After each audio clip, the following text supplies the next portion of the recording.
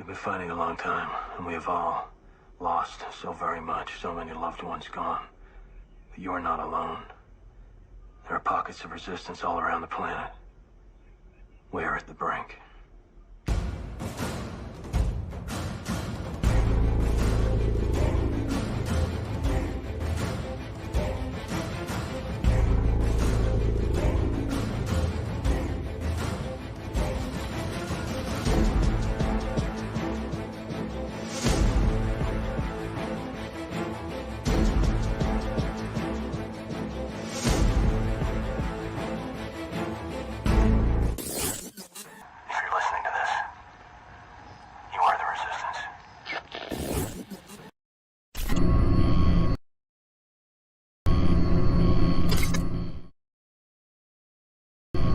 Hey, what's going on, everybody? We're live. What's going on? It's it's Wednesday. It's time for your weekly sit rep, guys. I'm Aaron Sampson.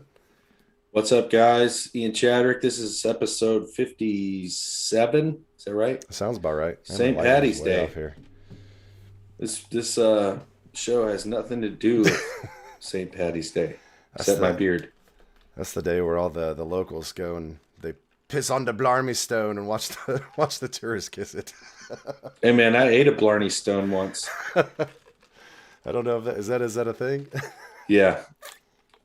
And I got a kidney stone. You would. Dad jokes. SITREP Resistance dad jokes. Yeah. Oh man, so what are we talking about tonight, Ian? I know you have a big thing you wanted to talk about tonight.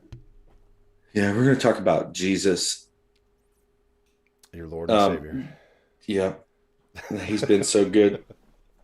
We're going to talk about. So I got online, and this whole week I've been just, I don't know, going through memory lane. I don't know how you even say it, but rehashing some old things that I researched a long time ago, and some new things were getting stuck in my head. But I went looking for my presentation from Take on the World 2018. And when I found it, which it's still up there, but the audio quality was so bad, I couldn't even, you can't understand it. So I pretty much was like, hey, let's redo it. So I'm going to redo my presentation from there, but it's going to be a little different this time because Aaron's going to heckle me the whole time. And we can go. I only had a small time. I only had an hour, I think, or something like that. So now we have 2 hours, and so we can go into it a little bit deeper, kind of wherever you guys want to go. We'll start going, and then we'll be watching the chat, or Aaron will be watching the chat because I'll be using the presentation software stuff here. But at the end of it, we can do maybe some call-in question and answers. I don't know. We'll try it out. Yeah. If you guys have something you want to talk about or something sparks something you need more info on, we'll do that. But Aaron can help me go a little deeper on some of these topics. So this episode this sit rep is called X-Technology, Tricks of the Light and the Weapons of Our Warfare. It's a long-winded episode. That's my middle name. So yeah, and it's good to see you guys. So you did this presentation before. Because we want to kind of, before we get into the presentation, we want to talk about this because there's some new information. Where did you do this presentation before at, Ian? I did this presentation at Take on the World Conference 2018. Nice. So it's been a minute. Or 20, yeah. Was it 2019, wasn't it? 2019. Yeah, 2019. Yeah, awesome. And yeah, who cares anymore? 2020 ruined everything before that, so we're good. The past is the past. That's why we're doing it again. That's right. It's important. Nothing new under the sun, so this is going to be different. Yeah, so we did want to talk about that a little bit. I just got off the phone with Chris and Liz, and they've released some new information about Take on the World 2020. We add them to the banner. I'm waiting for it to come 2021. 2021, right? Yeah. Well, yeah. 2020s, right?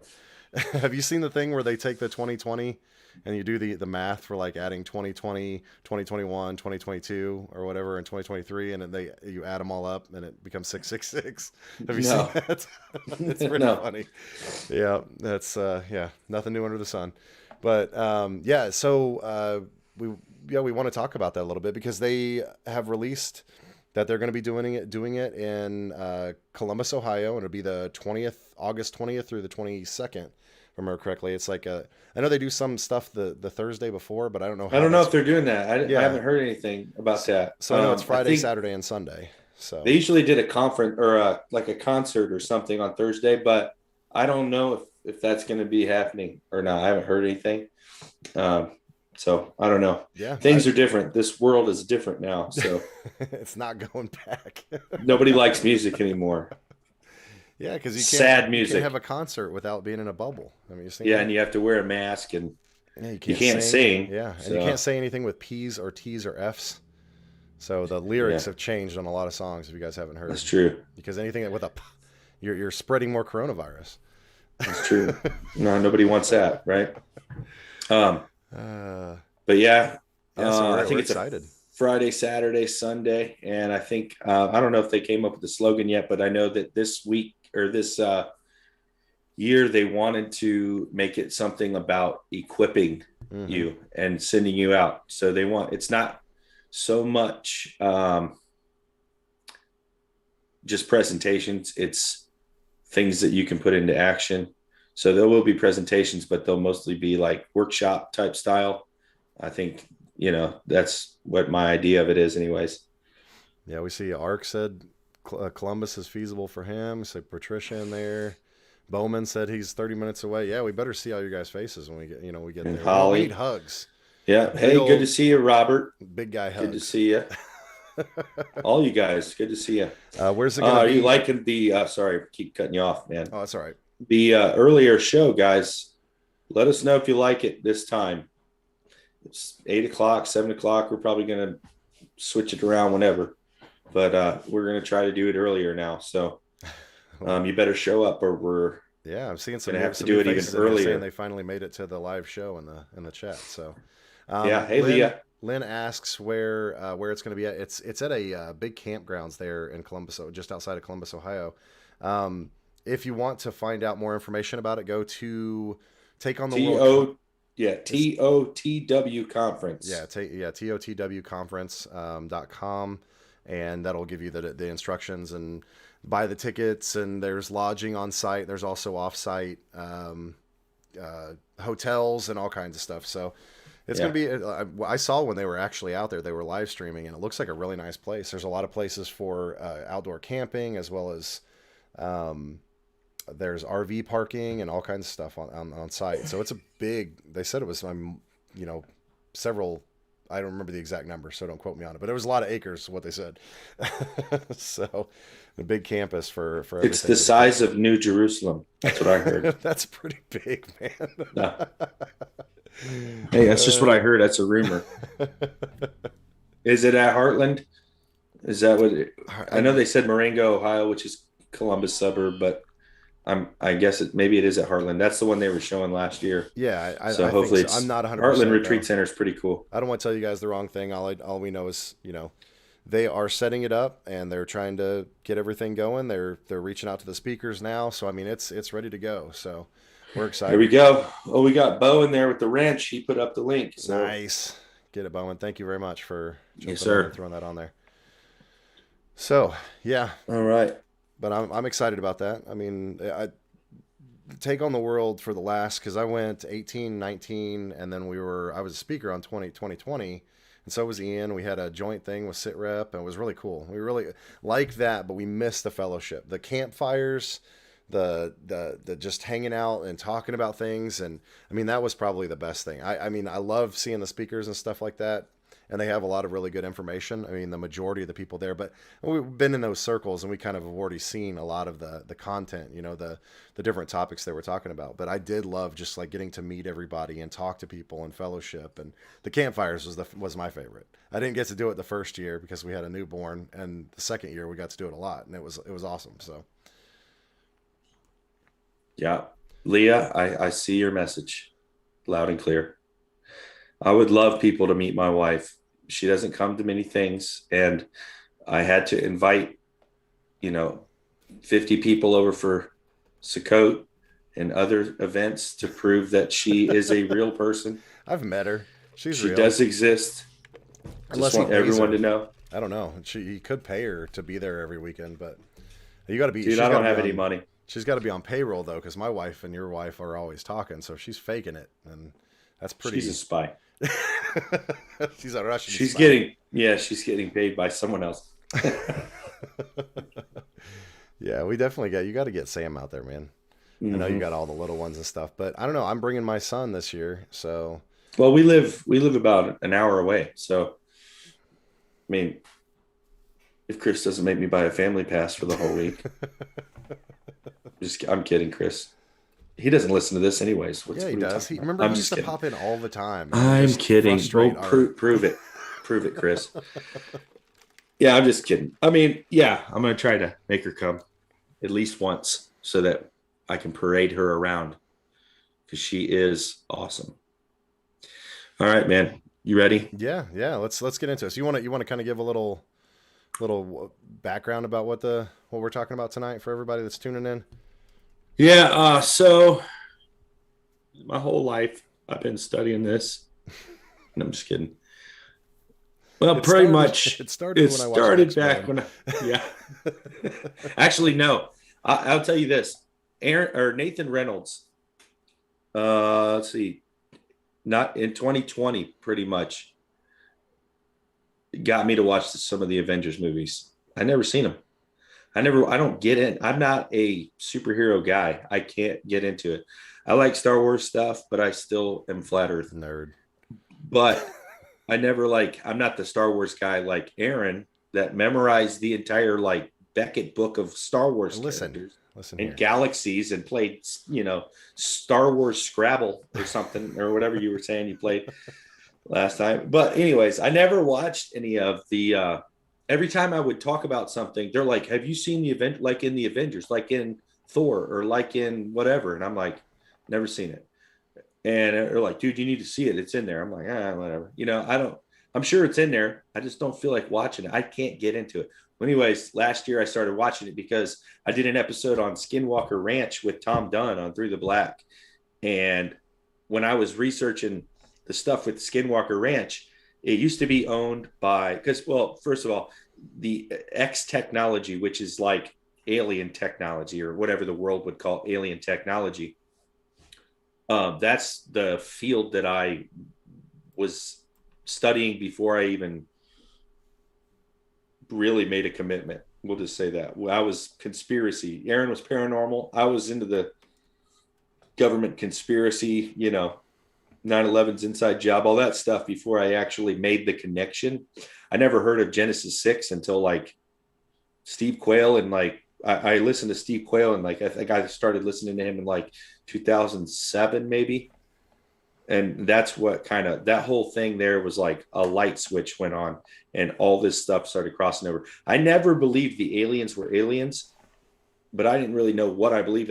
I believed they were extra-dimensional or interdimensional, demons or demonic, stuff like that. I had no frame of reference for the giants or any of that stuff. I just grew up in church and no one ever told me about that stuff, which, by the way, when I figured it all out, I was pissed. No offense. If you were responsible for not telling me about it and you all knew, because that changed my life. And so as I started to study all this stuff and work with Through the Black and do, SRA stuff and everything, I just love the technology side. And I really as I started to pray in my research, I felt like the Lord gave me a spirit of wisdom and revelation when it comes to this kind of stuff. And so, man, when Nathan was like, dude, you need to watch the X-Men stuff, because I called him when I was talking about Skinwalker Ranch, right before I did the show with Tom Dunn, and I was asking about something. And so there's a military contractor, aerospace contractor called Robert Bigelow. He owns Bigelow Aerospace. It's pretty well known. He was the owner, I think from 2000 and I want to say 2004 maybe to 2012 of Skinwalker Ranch. And Skinwalker Ranch is just a ranch in Nevada that has a lot of crap going on. And so he started a science and technology faction of, you know, this military contractor that he is. And they were doing like paranormal, you know, pretty much occult work. I mean, because when you really go down to the nitty gritty of these guys that are doing the paranormal research, they're all knowingly operating in the occult. They are embracing the black flame for sure. And so when he sold it to another entity, another military contractor entity known as Adamantium LLC. And I asked Nathan if he had ever heard of adamantium. He said that's the bones, or that's the material that the bones of Wolverine are made out of. Right. And I'm like, hardest what? material in the Marvel universe. But dude, I think it's so cool because I didn't have any clue about that. So like, it's like literally I just found this crap out without watching X-Men, and it's so real. It's so real. It seems stupid at this point how the movies are legit real. Maybe they change a couple names, but man. So anyways, when I put this presentation together for the conference, I wanted to show kind of this whole progression of, you know, some things. And it's meant to be a presentation. So it's just kind of skimming through some things, but this presentation was made right after I released, I think, the last episode of the Reality Distortion Effect series. So there's 14 episodes. It's over 24 hours of video that I made for that specific thing. And this is kind of like a presentation that kind of whets your taste buds, I guess. Karen C in the live chat said, the black flame, what is that? Can you explain that a little bit for her? Yes, the black flame is what the Nazis called that's what they were working with. The Vril energy, the dark occult magic, black flame. It's kind of like the inverse of the Holy Spirit. That's the best way I can describe it. It's just the black flame is, I forget. I'm sorry. There's I want to say the SS had a specific, the SS is the kind of weird occult group that was within the upper levels of the Nazi party. They had something, I think they were called the Knights of the Black Flame or something like that, I can't remember, something like that. But if you look up Black Flame, you're probably going to find a lot of Nazi stuff that pops up. And that was tied to that tip of the spear, right? That location that Russ Dizdar, or was Tom, who was the one out there? Yeah, it was Russ and Tom. They both went to Vadelsberg. Yeah, Vadersburg Castle. Yeah, that's correct. Mm-hmm. Yeah, and that's the castle. It's a round room that has a hole in the floor, and these pillars. It's a ritual chamber inside of a castle in Germany where Himmler, the leader of the SS, would do ritual sacrifice, and it's super freaky. I mean, and Dizdar and Tom got in there. You'll have to listen to the story. I got the video up. I think I got the video up. I think it's still up on this page that you're watching, right? If you're watching the YouTube channel, it's on here somewhere.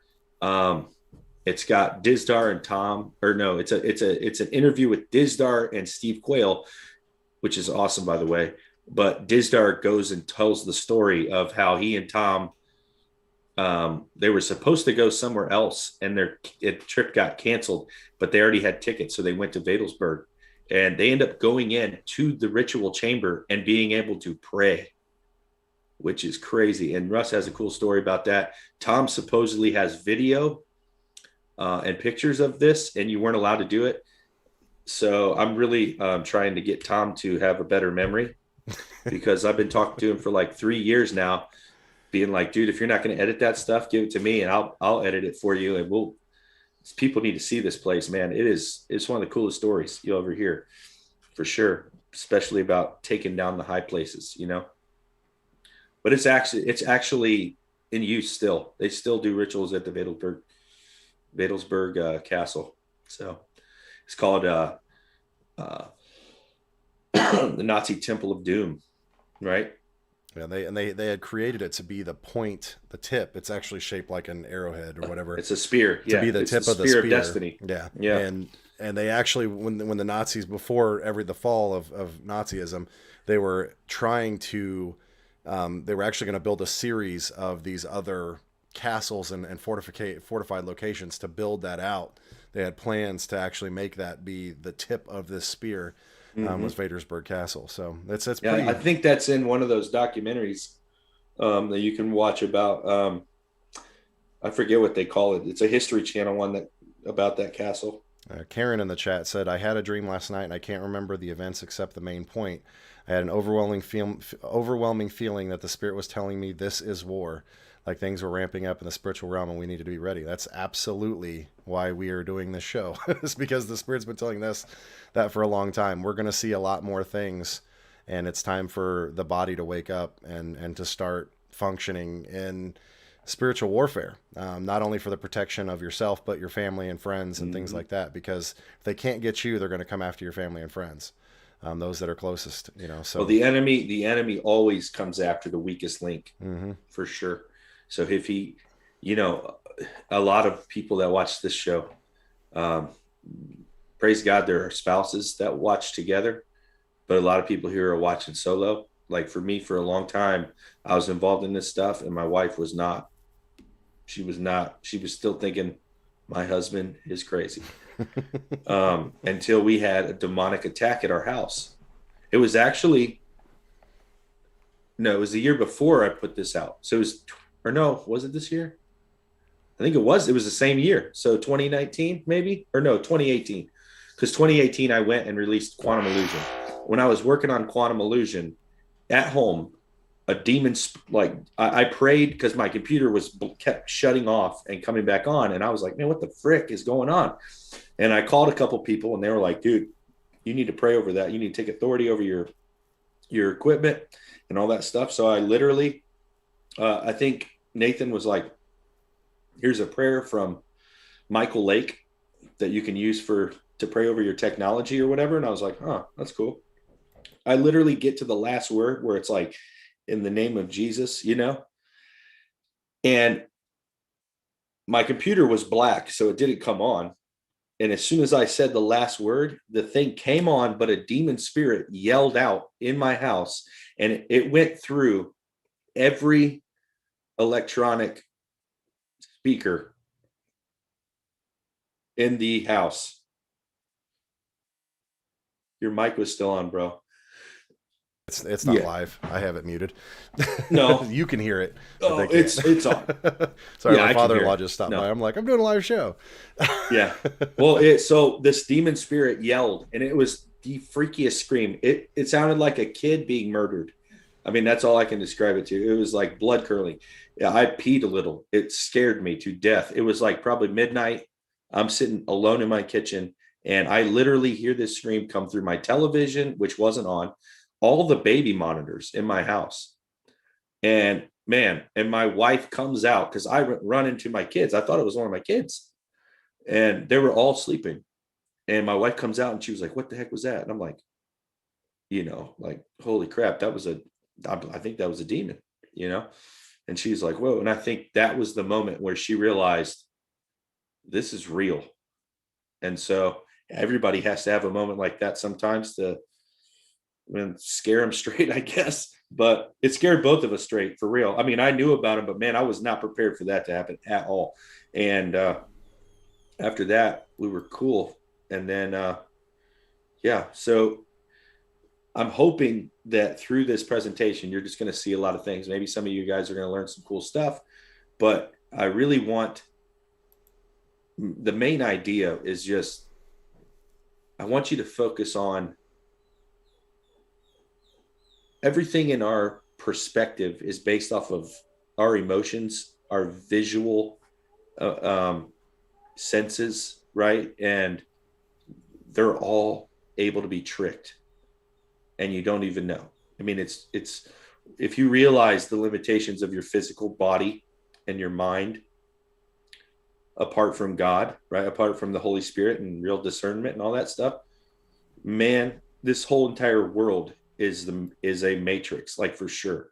And you have no idea. It's virtual reality. You have no idea if you're living in real life or not.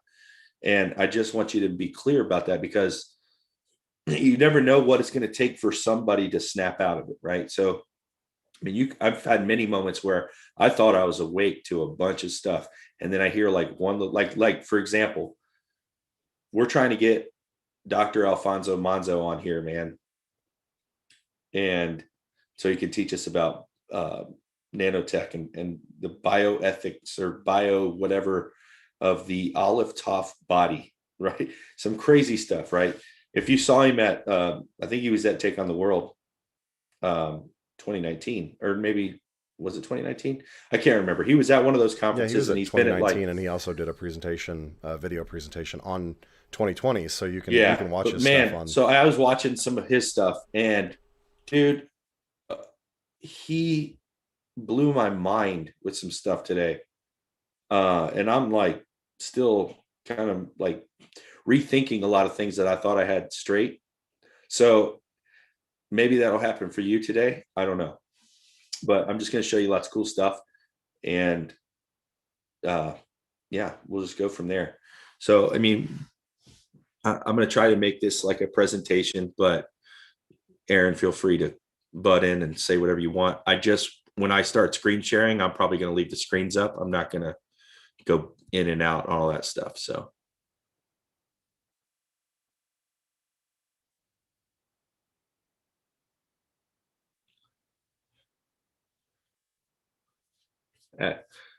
Yeah, you can read them as they come in.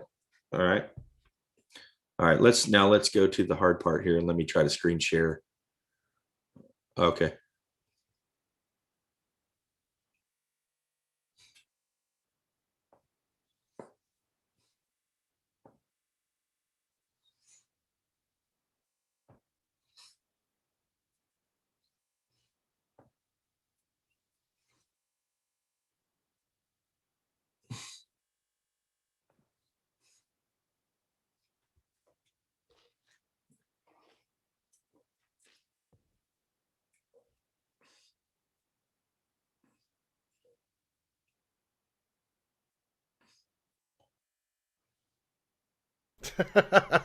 Man, see, that's what I said, man. You can hear Unbelievable. me, but Unbelievable. Sorry about that, people.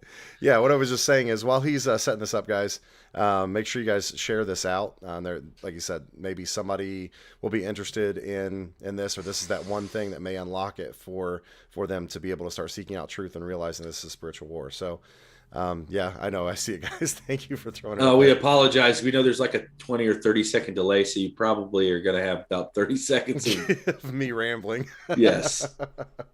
Yes, So, and silence. It'll be silence with him doing nothing. But when we re-upload this, we'll do some like subtitles, or maybe have a sign language interpreter or somebody just in a little pop up in the bottom. Yeah.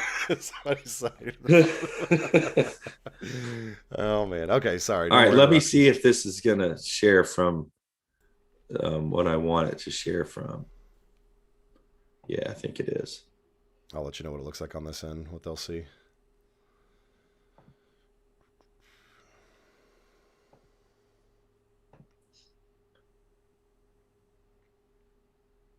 Oh no. What was it saying? Oh, well, it was. Yeah, no, you're good. I got it. It's up, right? Yep. Let me see if it goes full screen here. Is it full screen? Yep. Now it's full screen. Yep. There's some gray boxes on here. I don't know what those are, but we're good. Shouldn't be any gray boxes anywhere. Yeah, it's like a gray. It's what I'm seeing is just a gray box above. All right, well. Yeah, you're fine, though. It's showing everything, so. Okay, well, I'm going to show a video in here right away. This is a cool little thing here. So hopefully the audio plays. If it doesn't, we'll stop it and we'll try it again. Because I don't know if I hit the right button or not. So let me see here. You hear that? No audio yet. Okay, well, that's not working then. Hold on, let me stop the share. And I lost my mouse. There we go. Okay. All right. Well, this is going to be fun, guys. So I apologize. Let me go back in here and try this again.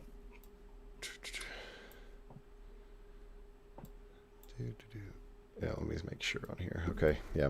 Sorry, I was just trying to share this over to the group. Okay, it's coming up as you're sharing something. So, well, it's telling me I can't share my audio through Zoom. Here, let me try this again. I'm just gonna see if it comes through without me clicking share audio.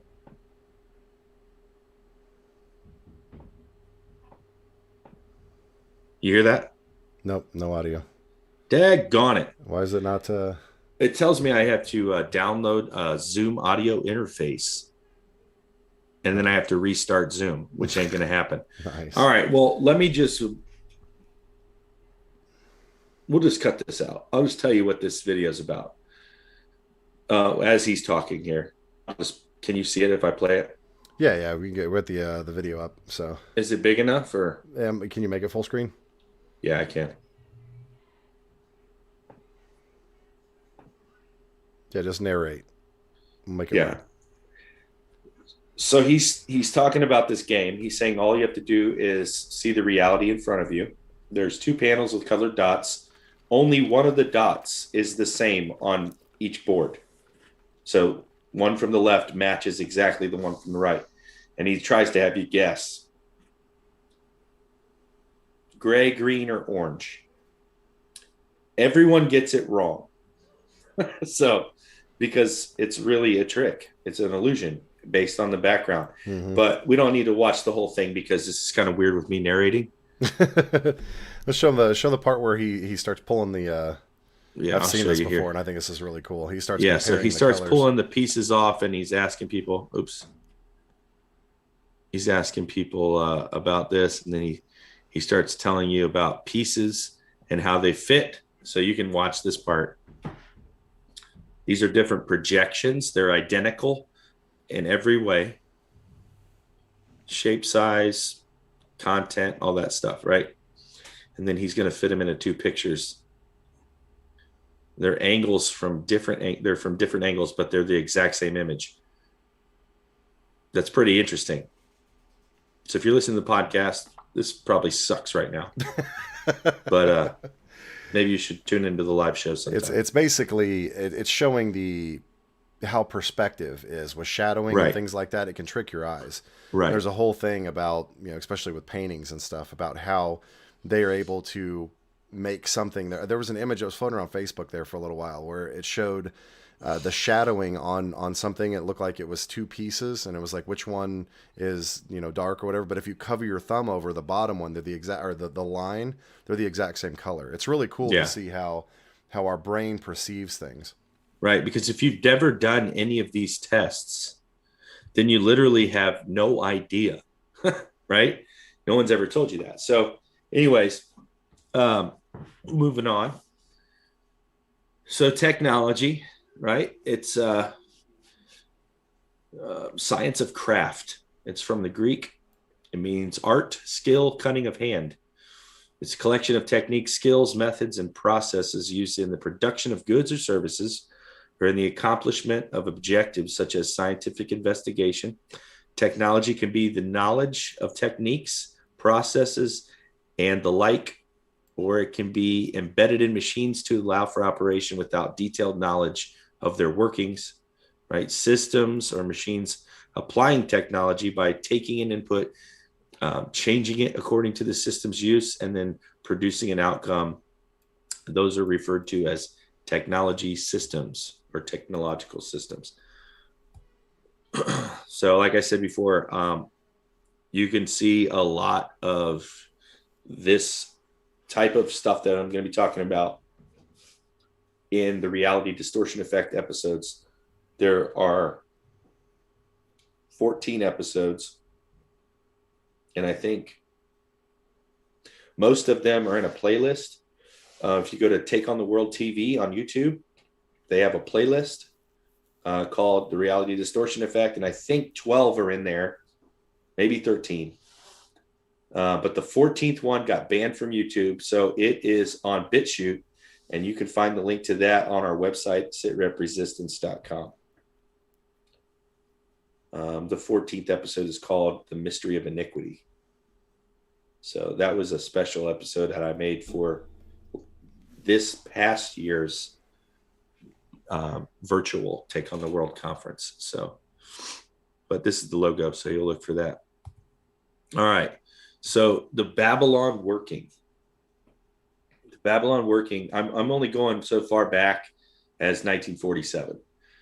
Just because I really want you to we could go back and do this thing really far back, but there's really no point. Most of you guys are pretty aware of some of the stuff that I'm going to be talking about, but I just want to kind of show some trends. So the Babylon working, this was L. Ron Hubbard and Jack Parsons doing sex magic rituals in the desert. And they were practicers of Thelema, which was Aleister Crowley's pretty much religion, right? The law of Thelema is you pretty much manifest your dreams and desires. It's the law is man, what am I saying? I can't remember what the law is. Yes, do what thou wilt. The whole of the law is the whole of the law. Yes, and that is 11 words, 11 syllables. Kind of weird. The 1111, right? That's manifesting your dreams through the gateway of the 1111 gateway. It's important to know that that is the epitome of the anti-Torah, right? So yes, when you're following the Torah, or you're at least trying to follow the 10 Commandments, it is doing the will of the Father. When you're following the Thelema or walking in the world, even without the Father, you're doing what you will. That is the whole of the law. That is the law of Thelema. Now, the law of God says, thou shalt not have any other gods before me. Thou shalt not kill. Thou shalt not murder, or thou shalt not steal.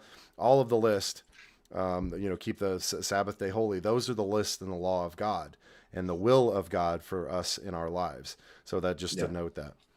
Yeah. And it,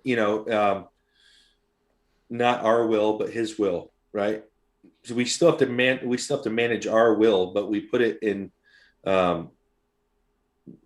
submission.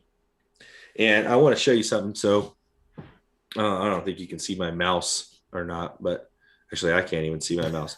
All right, that's weird. Anyways, down here, the 1947 is inside the circle. That's how you write a sigil.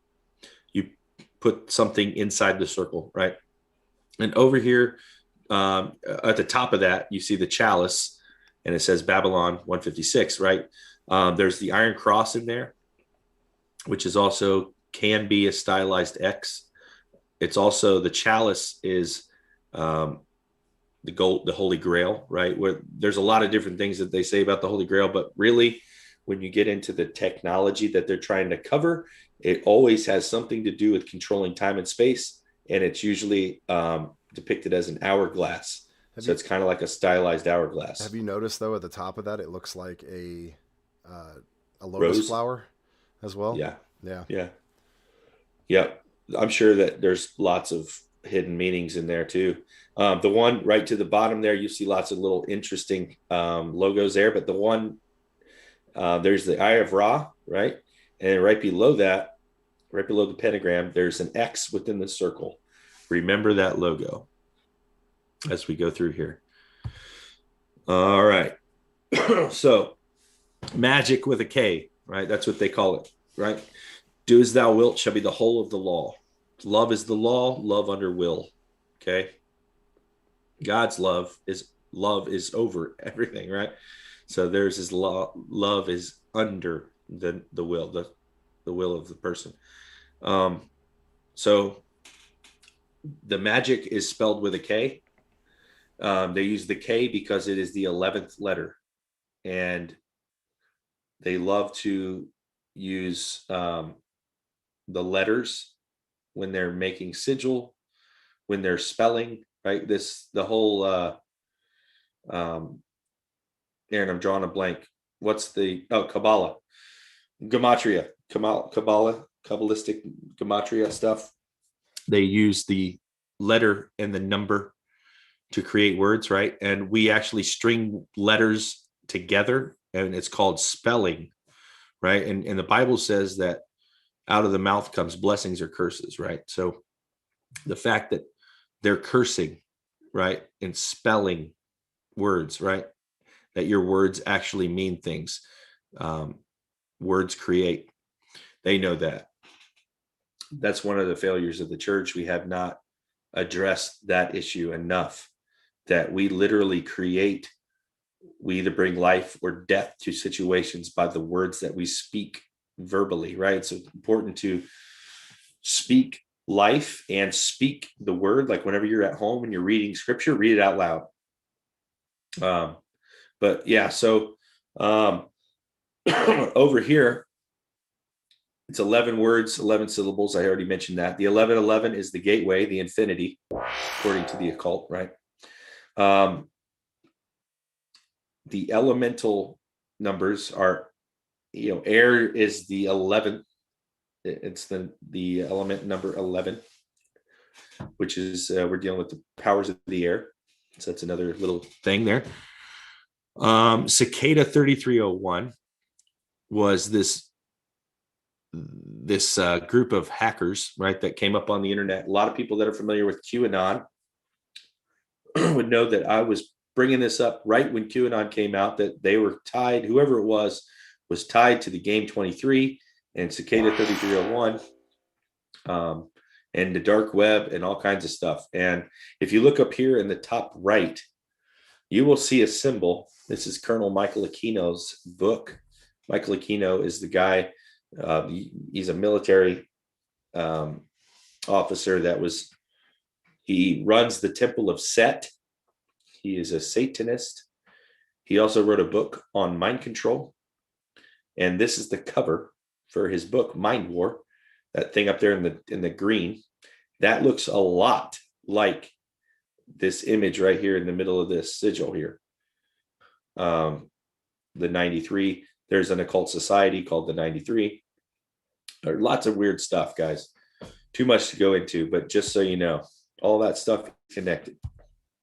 We go down here to this slide here. 1947, we got the Babylon Working, and it was L. Ron Hubbard and Jack Parsons, and they were doing thelemic sex magic in the footsteps of Crowley. They were both mentored by Crowley. They loved that guy. One thing about Jack Parsons, though, that Aleister Crowley wasn't really a big fan of Jack Parsons, but he was part of the OTO with him and the Thelemic Society and everything. But he said that he was good at opening portals through the Babylon Working, but he was inept, is his words, at closing them, which means they weren't able to close those portals back up like Aleister was when he was in Montauk, New York. So they did that at the Area 51 location. Isn't that correct, Ian? I don't think it was the Area 51 location. I don't think anybody really knows, but there's so many places out there in that area that are open portals. So I don't know. I know that it was in that area, general area, but I don't know that it was, I don't think it was on that site, because I think that site was already there. But Crowley died a month after the Babylon Working. And the other thing is, Crowley, his entire last several years of his life, he was doing rituals, like hardcore ones, and they were all part of the Babylon Working. And actually, Jack Parsons and Hubbard did multiple times. They did it multiple times, and then finally it worked. And they're meant to raise the whore of Babylon. That's what they're trying to do. And if you ever read into this, I won't go into it today, but if you read into the qualities and the characteristics of the whore of Babylon, America became that exact thing. Is it possible that they legit, engineered through sorcery and magic what is taking place right now? They started it all. I don't know. I always wondered about the because I've always had this curiosity about wars and how wars can be utilized as blood sacrifices. And sure. I'm wondering if World War II, with the sacrifice and slaying of You know, I personally, if you guys haven't seen my genetics and Genesis, the Jewish people, I believe are Rh negative, or the majority of them, and that's spread out to the rest of the world. And we've, you know, all kind of been adopted into that. But I think that those were sacrifices for this very thing, you know, to unleash, you know, per se, the spirit over the United States or whatever. It's done through mass ritual. Well, let me tell you this. and I don't know murders. if I talked to you about this yet or not, but there's a the biggest mass cemetery, like mass burial of soldiers is in Najaf, Iraq. I mean, I'm talking like hundreds of thousands of bodies. And and actually there was a battle that took place there for the Najaf, and it was 10 days long, and it was over the territory of this cemetery. Dude, what is going on in Iraq? You know, I would love to have some guys that came home from Iraq and are willing to talk to us about some of the crazy stuff they saw over there, because I know that this war was not about what they say it was about. I'm sure there was all kinds of stuff. We heard about the Kandahar Giant. We heard about all kinds of crazy stuff going on over there. But anyways, back to this. JPL, Jack Parsons, dude, he's the father of rocketry. That's what they call him. He actually had no formal training. He got everything through transference, or, you know, just dreams, or he would automatic write things, you know. Hey, and by the way, look at the wallpaper. This is a show, Strange Angel. This is on NBC, I believe.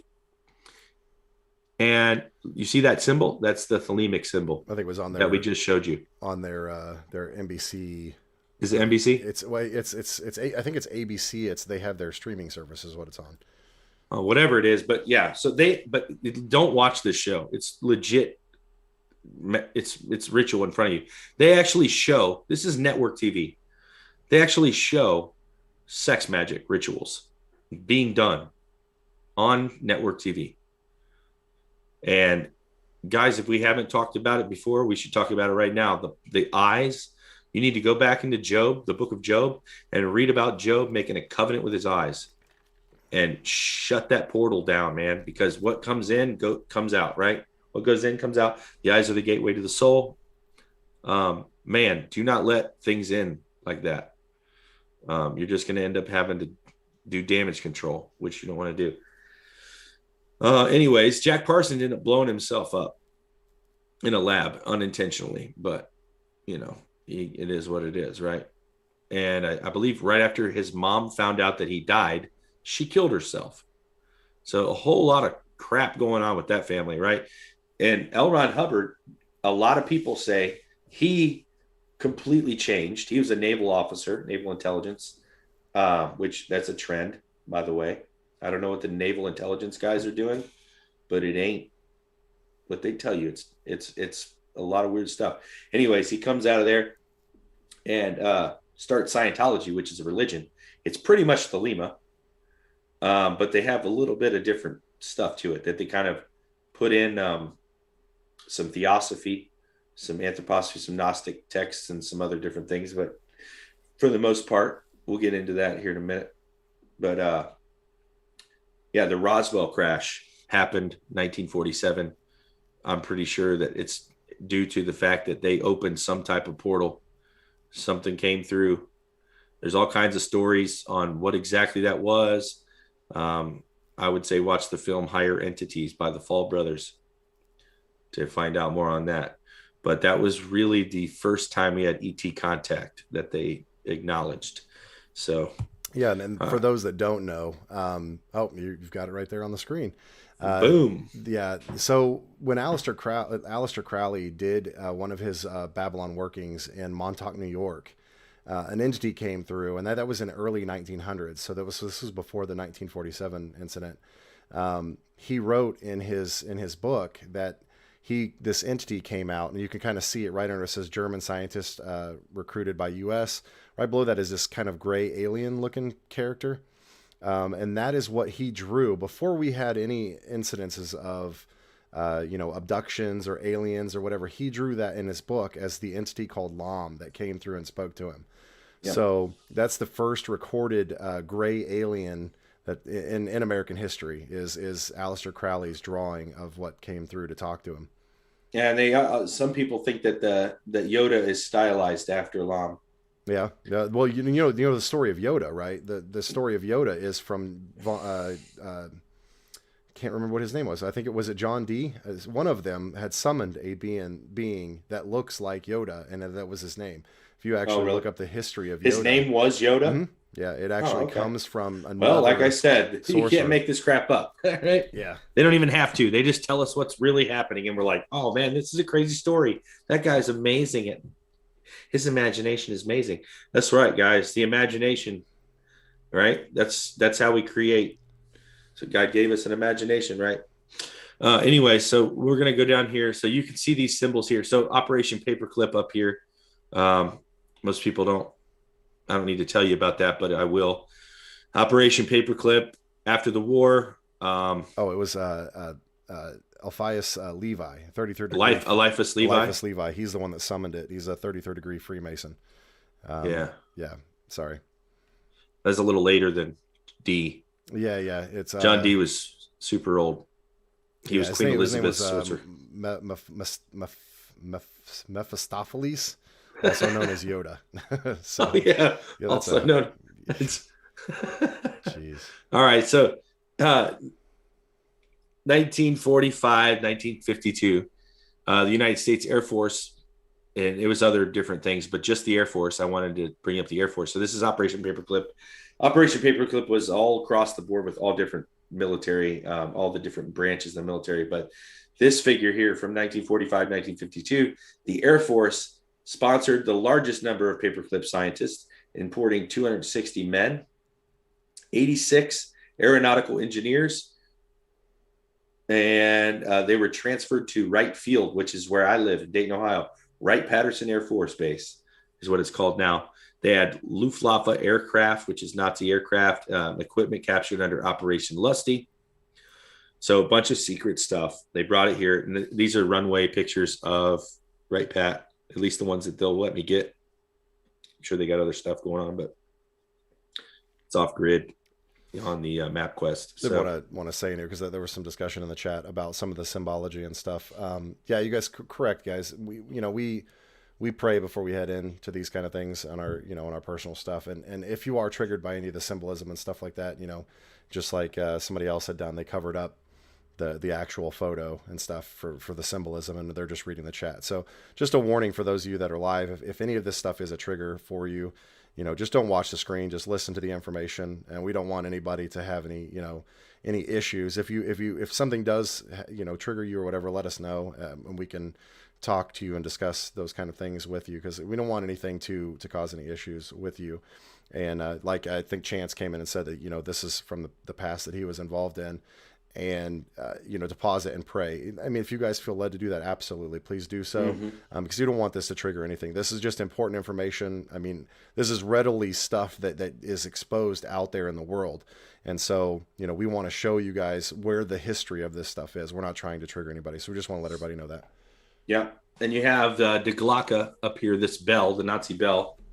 That's a whole nother thing we don't have time to go into, but that's something they were building, anti-gravity weapon or ship or something. Nobody really knows what it was, but and they were actually building that in the death camps.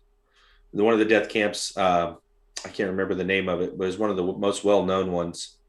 It was disguised as a rubber factory, and they were actually building secret Nazi weapons and doing experiments from time travel and different things like that, like sending prisoners or Jews or whoever was in the camps through portals and stuff that they were opening up. I mean, you can literally, I'll tell you what, there's a show that is amazing called The Man in High Castle.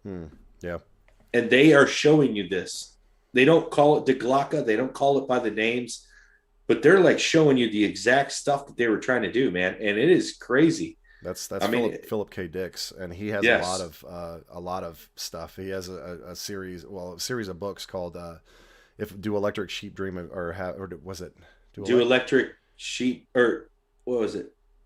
It says so like, "Do Electric Sheep Have Dreams?" or something like. I can't remember what it was, but Do something, dream of electric sheep. Yeah. That's what it is. But he does a lot of stuff about AI. I mean, Amazon Prime they not only did his, because he did short stories, and the Man in the High Castle is one of the short stories they expanded upon, but then he has all kinds of other stuff. Then they did one called Electric Sheep.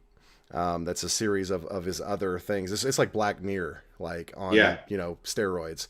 And this is a writer who probably around the same time, I think it was the 1960s is when he started writing books, 1950s, 1960s, and he talks about so much of the stuff we're living in. Everybody quotes the 1984 and seeing that kind of Orwellian future, but Philip K. Dick's hit a lot of this stuff like to a T. So yeah, you're right, man. So here, these symbols down here on the left side of the picture here, right below the American flag, those are pictures of the Golden Dawn sigils. Those are Theosophy, and then the one on the far left is a Scientology picture. Then right here where Lam is at, the rings, there's a picture of 8 rings. Those are the levels of Scientology that it takes to go clear. They're called spheres. The 8th sphere. That's where you want to get to, right? And you're trying to go clear, which is what they call it in Scientology, where here's what they say. You pay us a lot of money. We do counseling with you, where you go on record. They record everything you say. They try to put you into like some kind of trance, right? So you'll be telling them everything. But literally, they make you expose everything you've ever done. And they record it. And they hold you hostage with it, pretty much. Yeah. But what they're saying is they're trying to clear your memory. So they do regression. So they make you relive past traumas in hopes that you're going to push them out and make it clear. But what they actually do is when you fully go clear, they call it operating Thetan. And a Thetan is a demon. So it literally, you're pretty much emptying yourself out and filling yourself with demonic presence. I mean, that's exactly what we do as Christians, right? When we get freedom in an area, we ask the Holy Spirit to come in and fill the void. But they're doing it with the other things. So I think it's funny about that photo, the way they have that laid out in the circles. It reminds us of the heliocentric model.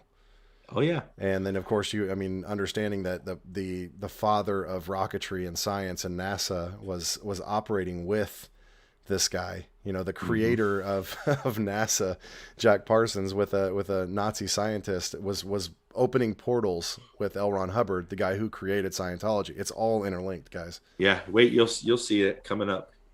But yeah, look down here. So this is a Wright-Patterson Air Force Base patch. It's got Iron Man on it, right? Then you have this airman coin down here for the Air Force Research Laboratories, Department 1. What does that look like? Yep, it looks like the 8th sphere, right? It's pretty crazy how a lot of this stuff crosses over, right? So X planes, right? This is something they used to say. The X. They put it in front of these planes and different technologies to say that it was experimental, right? Experimental, whatever, right? But the actual thing that they were doing is called steganography, and they were marking something so that they don't have to tell people. Like obviously everything's compartmentalized when it comes to this. If you're not in the know, you don't need to know, right? And everybody knows there's all kinds of special programs going on. The X usually marks or is a designator that, like the X-Files, right? I mean, they made a show called the X-Files. Okay. That's an actual real thing. I mean, it sounds crazy because they made a show and everybody's like, oh, this is made up because they made a show. Yeah. Okay. Well, we'll go back farther than that show and I'll show you some X stuff. But X planes are a series of experimental planes from U.S. aircraft to rockets used and to elevate new technologies and aerodynamic concepts. They have an X designator, which indicates the research mission within the U.S. system of aircraft designations. Most of the X planes have been operated by National Advisory Committee on Aeronautics, or the National Aeronautics and Space Administration, which is NASA, often in conjunction with the U.S. Air Force and Edwards Air Force Base is where they test these planes. Some of these planes have been well publicized, while others, such as the X-16, have been developed secretly. The first X-plane was called the Bell X-1.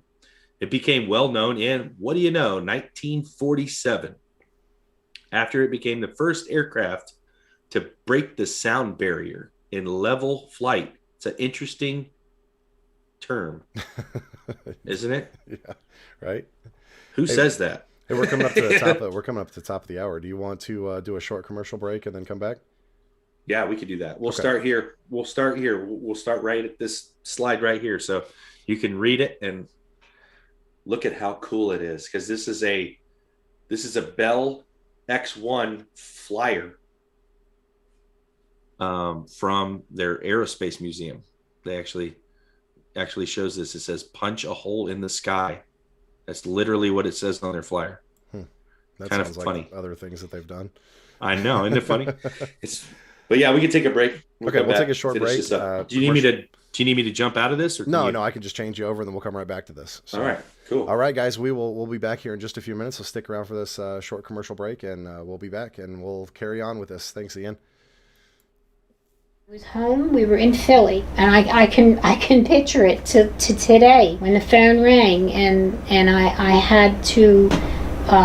It was like, what do you say? I all I could say to him is, David, come home, come home. But Mom, come home. That's all I could say to him is, come home.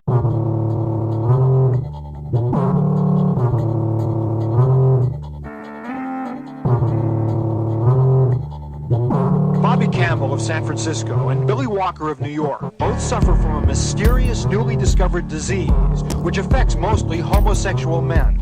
All I wanted to do as a child was engage in sexual activity. So I was angry, and I set out to purposely and intentionally infect as many people as I could with HIV. Oh my God, he's got AIDS. Don't touch me. Don't come near me. Don't come to my house. They're twisting scripture and they're letting the world know, we want your children. Stroh is where all of the prostitutes go to sell their bodies. It was disgusting. And I did not want to see my little brother like that. If I was not offended, if I was not hurt, if I was not angered, I wouldn't be here today.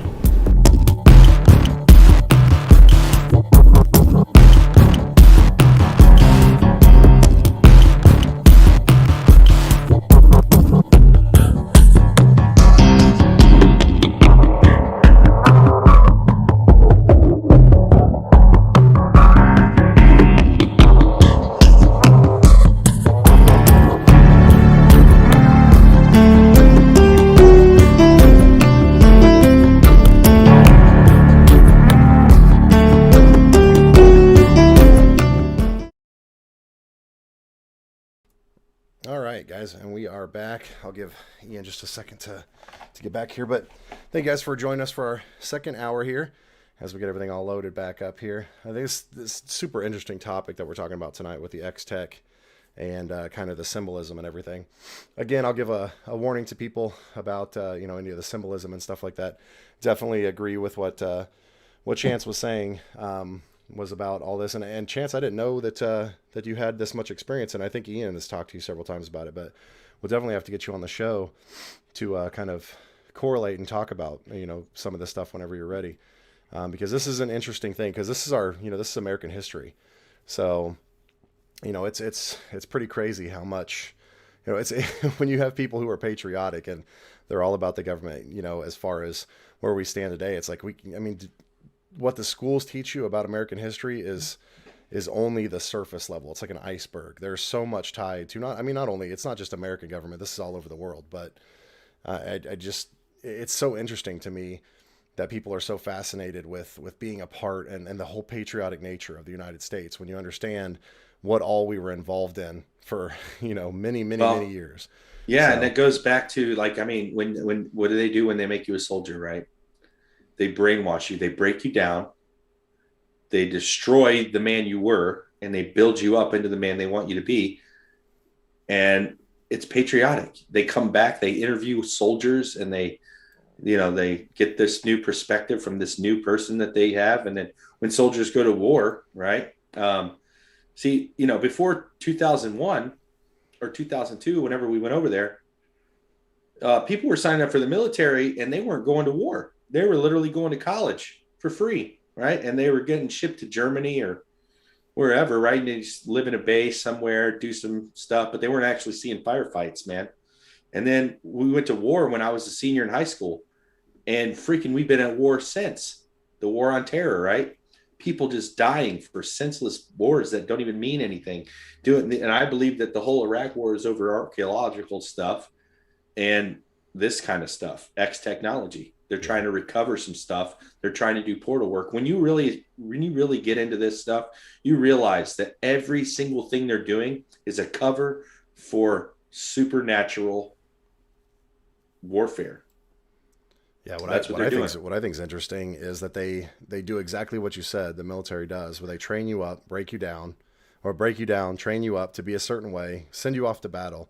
If you manage to come back, then you become on a government watch list. And you're messed up. Yeah. You're usually traumatized. I mean, it's not easy to take a life. Yeah.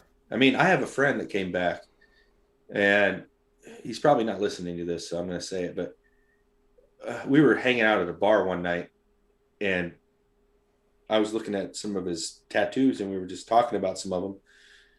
And he was showing me some of his scars. And he was a Marine. He was in Iraq, I think, 3 times. And he was in other parts of Africa, Somalia, some other stuff. He was a guy. So you remember there was a war, or there was a big news thing with Captain Phillips. They made a movie about it, right? Remember the SEALs had to go in and rescue that captain that had been held hostage by the Somali pirates? Yeah.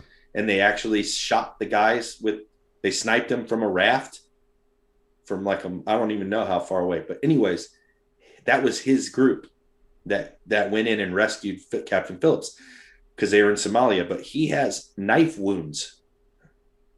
And I was like, you got knife wounds? He's like, yes. I'm like, I never realized that that we were having close hand-to-hand combat right now. He's like, absolutely, we have hand-to-hand combat. But I'm like, man, think about that, man. You're in a struggle for your life with a knife. I mean, this is movie stuff, but these guys don't come back normal. This guy's an alcoholic. He's got all kinds of other issues, and they're also thrill seekers, man. They're in like this world where every decision they make, their life depends on what they do. And they come home and America sucks, and they look at it like, we almost died for this place and there's nothing for us. And then the government treats them like terrorists.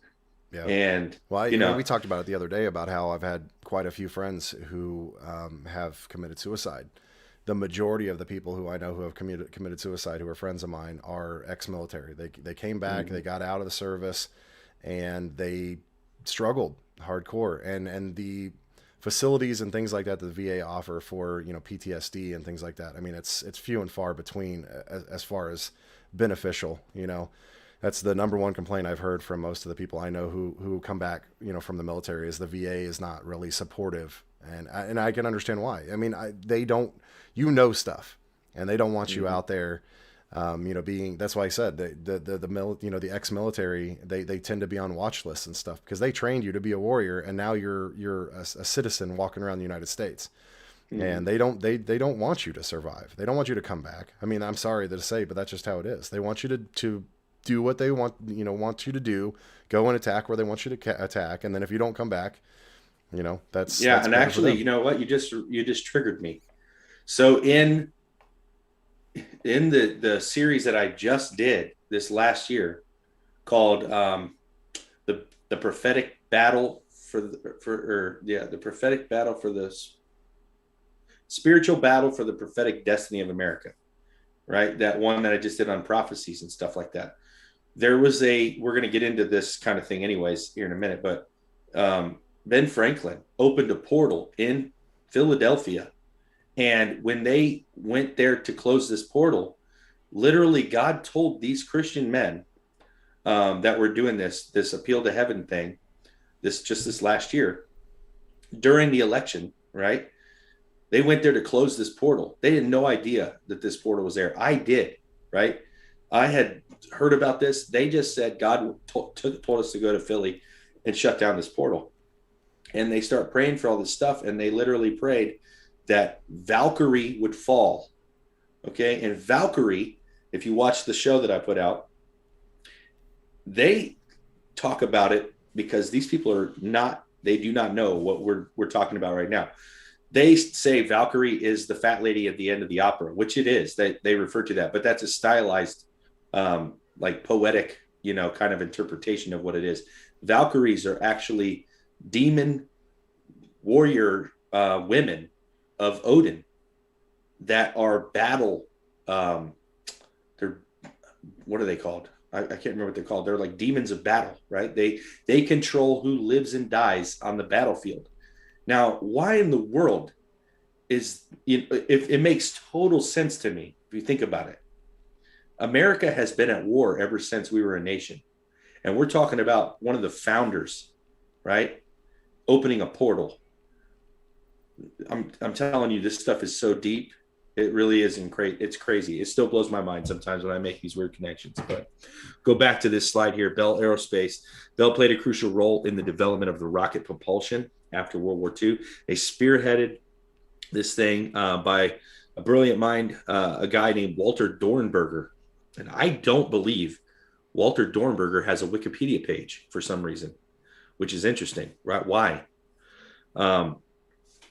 So that's another interesting thing. So anyways, Tesla, his research did a lot of this stuff. He started talking about anti-gravity, started talking about ether physics, all kinds of different things, right? Well, the Steganography is with Tesla as well. So when Tesla died, the government seized all of his stuff.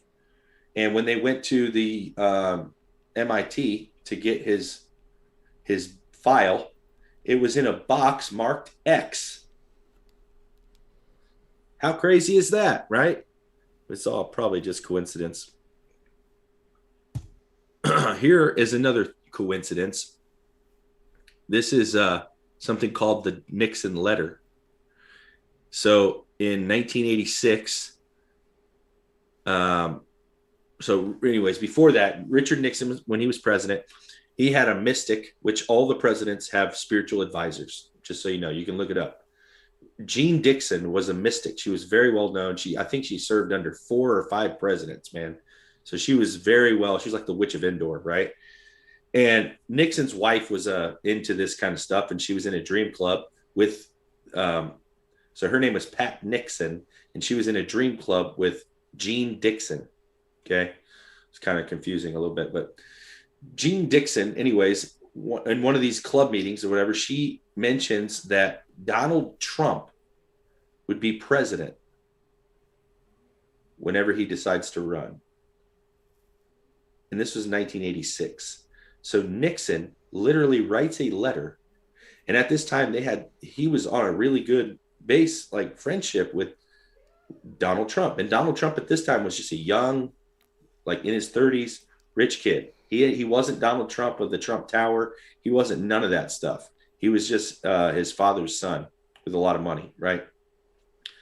Nixon wrote him a letter. It says, "Dear Donald." So they're pretty familiar with each other, right?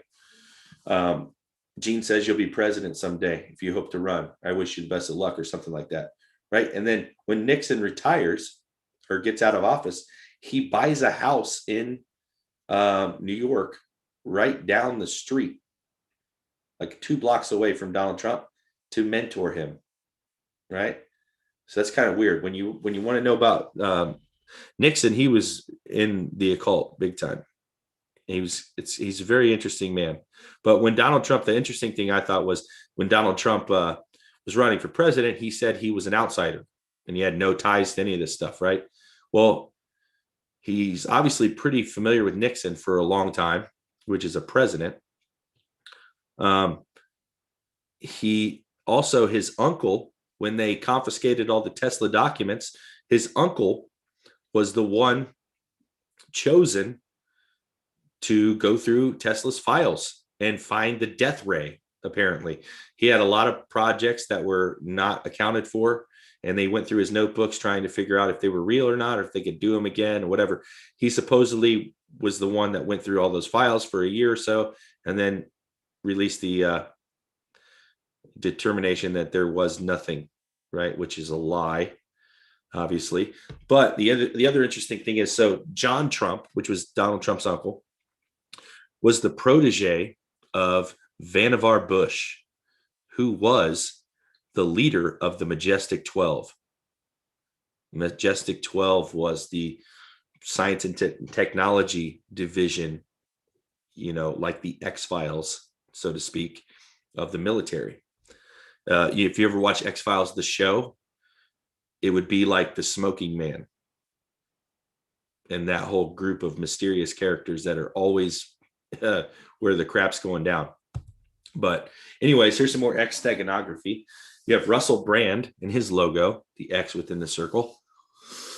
Some of the things that it could stand for is everything is part of the natural order. It's a creation type thing. It's about wholeness. It's about everything being divisible by 4, right? So the 4 elements, the 4 directions, or the 4 winds, the 4 seasons, the 4 corners, 4 suits of the tarot card, 4 suits of the deck, the 4 Kabbalistic worlds, 4 fixed signs in the cherubic beast, the 4 royal watchers, stars, 4 powers of the Sphinx, the 4 solar stations of Liber Resh, right? Lots of other weird stuff. The circle squared is combining the 4 corners with the circle, right? And I got some images of that. But anyways, one could also look at this symbol as 1 and a 0, right? Or 1 minus 1. So the pillar in the void, or the crossing out of the 1 within the void. So yeah, it's pretty interesting. If you want to know more about that, you can go look at the binary stuff that Tony Stover was doing. But if you watch Quantum Illusion, the film that we made, it's in that. It's at the end, and it talks about understanding how the binary is the base of everything God created. So here's some other stuff.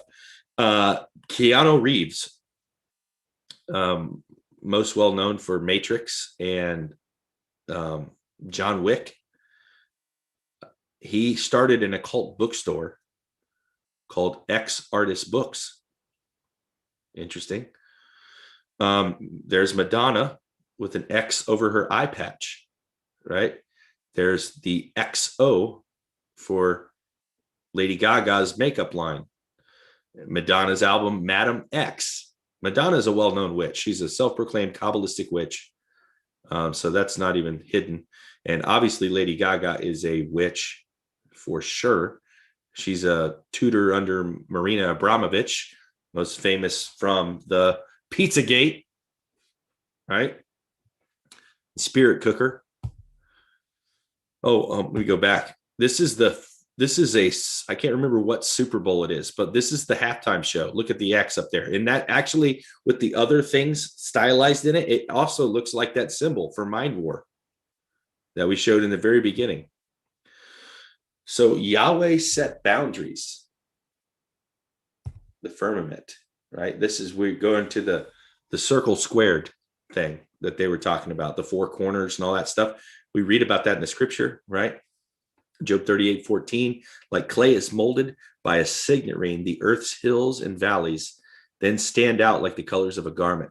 And I just put, this is a ring, but I literally just put a flat earth map in it, like an imprint, right? Like God would press that down and create the square or the circle within the square, right? It says where his footstool, all that stuff. It always speaks about the 4 corners of the earth. So this is not everything esoteric was created by them. Everything was created by God and perverted. So a lot of the knowledge and information that we think we know, we don't have any real frame of reference. Only thing we're getting it from is them. and it's already been perverted. Yeah, so that's something we've talked about several times. When people, because I'm seeing it all over the place, guys. I just saw something that was talking about marriage was the occult. You know, I mean, there's so many things. Yes, talking about the ring and stuff. Yeah. I mean, it's a, you know, the completion and the, you know, the serpent eating its tail and all this other kind of stuff. It's about covenant, guys. That's what, you know, these things are about. You know, the X, right? We're talking about X, right? When in Christianity they tell you, you know, sin means missing the mark. Well, to understand what the mark actually means, the mark in English is a tav in Hebrew. And that tav in Paleo Hebrew is in regular Hebrew, it's like a doorpost. So it's you know, you can see it where it's got three sides. In the Paleo Hebrew, it's an X tilted on, or it's a T tilted on its side. It's an X, right? It's about, and we talk about that. It's covenant. Right? It's in this presentation. So you'll see it again. Yeah, and it's just interesting though that God goes in Revelation and marks. It says marks using the tav all of the people who are under his covenant, and those who follow the law of God, those who are obedient, those who have the testimony of Jesus Christ. He sends an angel down to mark them with a tav. The tav is the mark. Literally, X marks the spot. And the definition of sin means missing the mark. I mean, that's literally what it means, guys. This is all tied together. This is all about covenant. This is, I mean, the ring, the circle, the X. It's all about covenant, guys. Yep. We'll get there. Here you go. Sorry, I didn't mean to jump the gun. No, you're good, man. You're good. You're just priming it. So you got here the four angels on the four corners, right? Holding back the winds. We see that in scripture, and this is a flat earth, possibly what it might look like, right? I don't know. Pretty cool.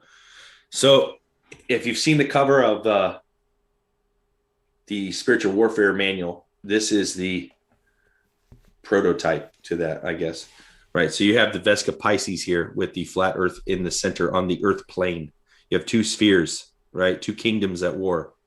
And we are in the crossover, right? The X, where the two realms meet. We're in the middle. We have free choice. We choose good or evil, right? Light or dark. We have free will only within the boundaries that were set, right? Everything else is outside of God's design. And this is kind of, if you were to flip that Vesca Pisces like into a three-dimensional thing, that's kind of, I got a torus field around the little Hebrew kind of version of what they think the earth is. Just so you guys know. Here's another little thing here. The dynamics. I don't know if this is how it works. I guess, you know, your guess is as good as mine, but this is kind of how I picture it a little bit. So when we talk about space, right? Obviously, if you don't believe that they're telling us the truth, which why would Nazis tell us the truth? Or right? occultists. Well, I mean, when you say Nazi, I mean, I think of Vril and the occult and everything that they did was, That's but most people understand the Nazis as surface level Nazis. Yeah. Right? Well, but the occultists the occultists, the deep occultists, these people were crazy occultists. They so if they are the ones that control the information that we get on where we live and everything about this place, right? Them and the Jesuits, which are not too far away from each other. The Iron Cross is also possibly a stylized X. I don't know. But my theory on space, what the heck is space? If they talk about space so much, what do they mean when they say space to us? What the heck are they talking about? I believe, according to the Bible, that outside the firmament is the waters of the deep. And surrounded by that, or maybe even mixed in with that, is the ether.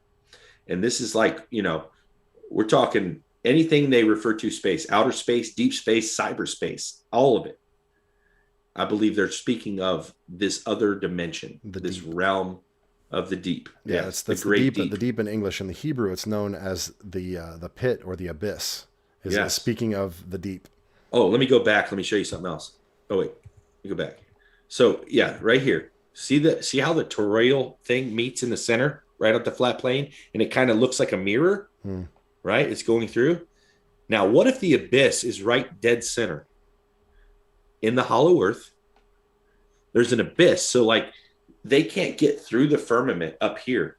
But what if they went in through this way into the same thing? You know what I'm talking about? Yeah. Like the waters of the deep aren't accessible through the terrarium lid, but through the dimensional rift that happens in the abyss, you can actually make it there. Because we know people go, they astral project, they go to these other dimensions. We know that the scientists for the government are actually going to and from other dimensions, bringing and taking things in and out of these things.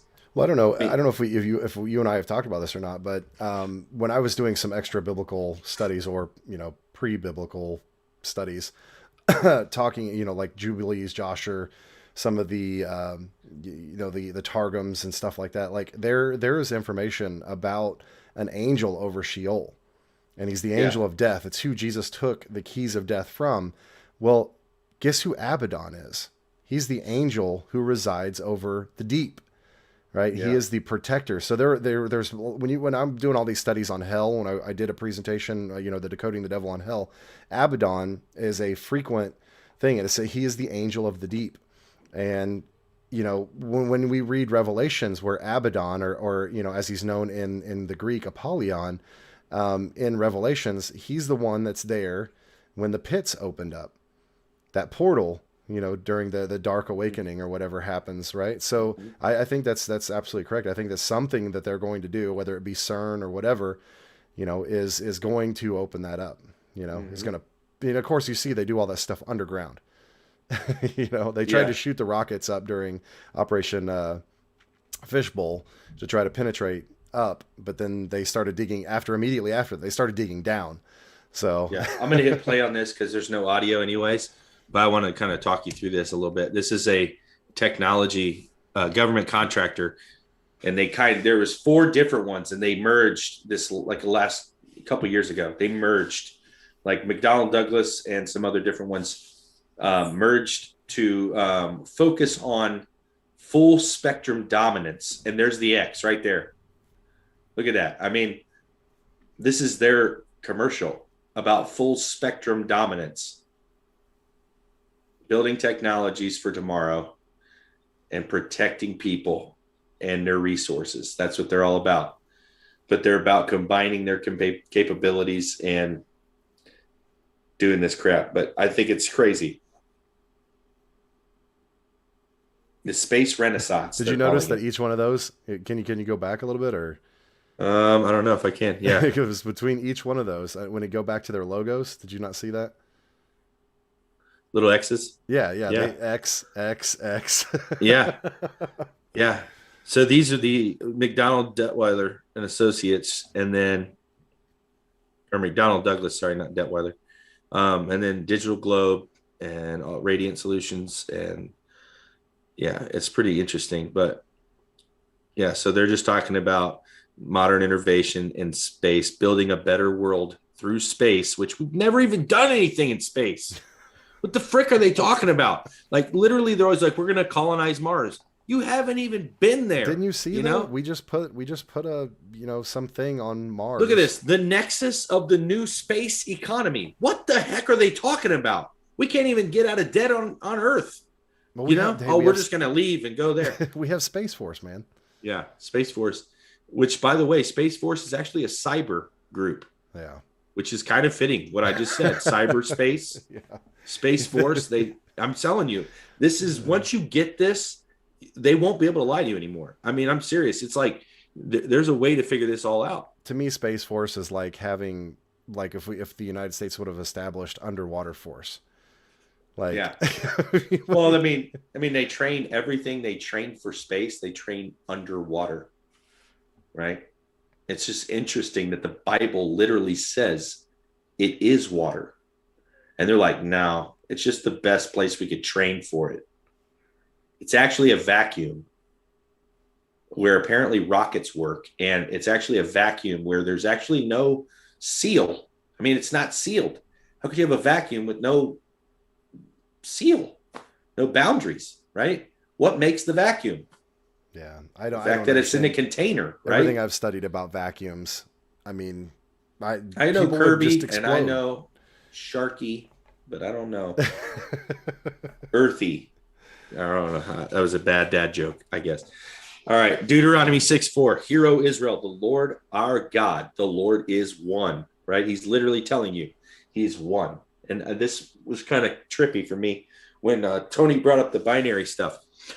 So the 1 and the 0, that's the binary. Everything's made up of the base binary code, which the Bible is written so that children can understand it, right? It's not meant to be cryptic to God's children. The problem is that people are reading it and they're not God's children. They don't have the code, right? The code is the Holy Spirit that unlocks these things. A lot of us were Christians in name only. We had no spirit. And once we got the indwelling of the Spirit, it unlocked the scripture for us, right? This is one of those things that got unlocked. So you have the male and the female, the 1 and the 0, the pillar and the void. So the 1 in binary, the 1 and the 0, 1 is something, 0 is nothing. But you have to have a 1 to unlock the code, right? So in the binary code, that's just how it works. So you have the 1 and the 0. Well, in today's world, they're trying to manipulate everything. And this is where they bring in quantum, where now they're like, like 0 can't make a 1. It's a 0, right? But now they're trying to say it can. It can be 0 and 1 at the same time, right? I mean, this goes right with David Arthur, the trans stuff, it's like the manipulation of the sexual revolution in our society, where you can be, you might be a man, but you can also be a woman. You might be a woman, but you can also be a man. This is all spiritual principle, right? So the 1 and the 0, that's just how it is. This is how things are created. The 1 goes to the 0, creates, right? This is how sex works. The 1 going to the 0 and giving, right? In the other realm, it works the exact same way, except the inverse, right? The enemy's plan is the inverted plan, the anti-plan, the antichrist. It is the 0 going to the 1 and taking, instead of the 1 going to the 0 and giving. Once you get that, man, it's unbelievable. And the Lord even says, the Lord is one. He is the one, right? It's pretty fascinating. But back to the X here. The crossroads. You've heard everybody sold their soul for fortune and fame at the crossroads. It's an X, just so you know. By the way, Lady Gaga met the devil in an alley outside of a bar before she was famous, and she pledged her soul to Satan, and then she became Lady Gaga.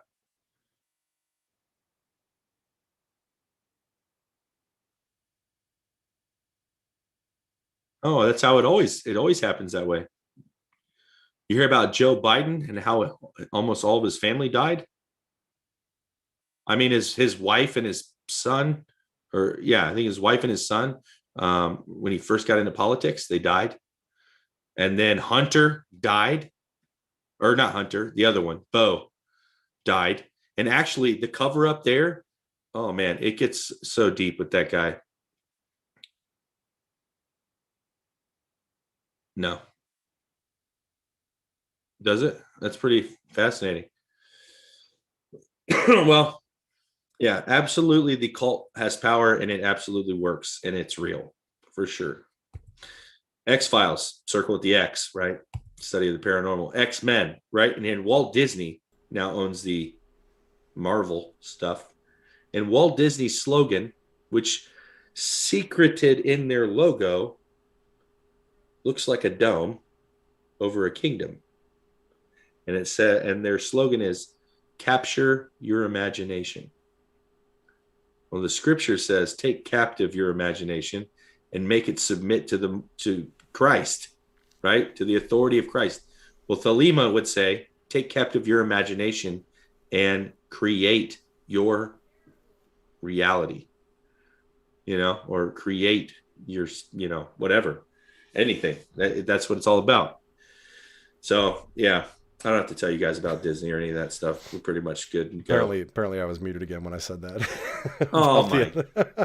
It was I got so much noise happening in the background. We need somebody. We need an assistant right? that can monitor somebody you to do this for me because I'm apparently messing up. Anyways, no, I was just commenting on because everybody's been talking about the fake kind of presidency with who's our president now?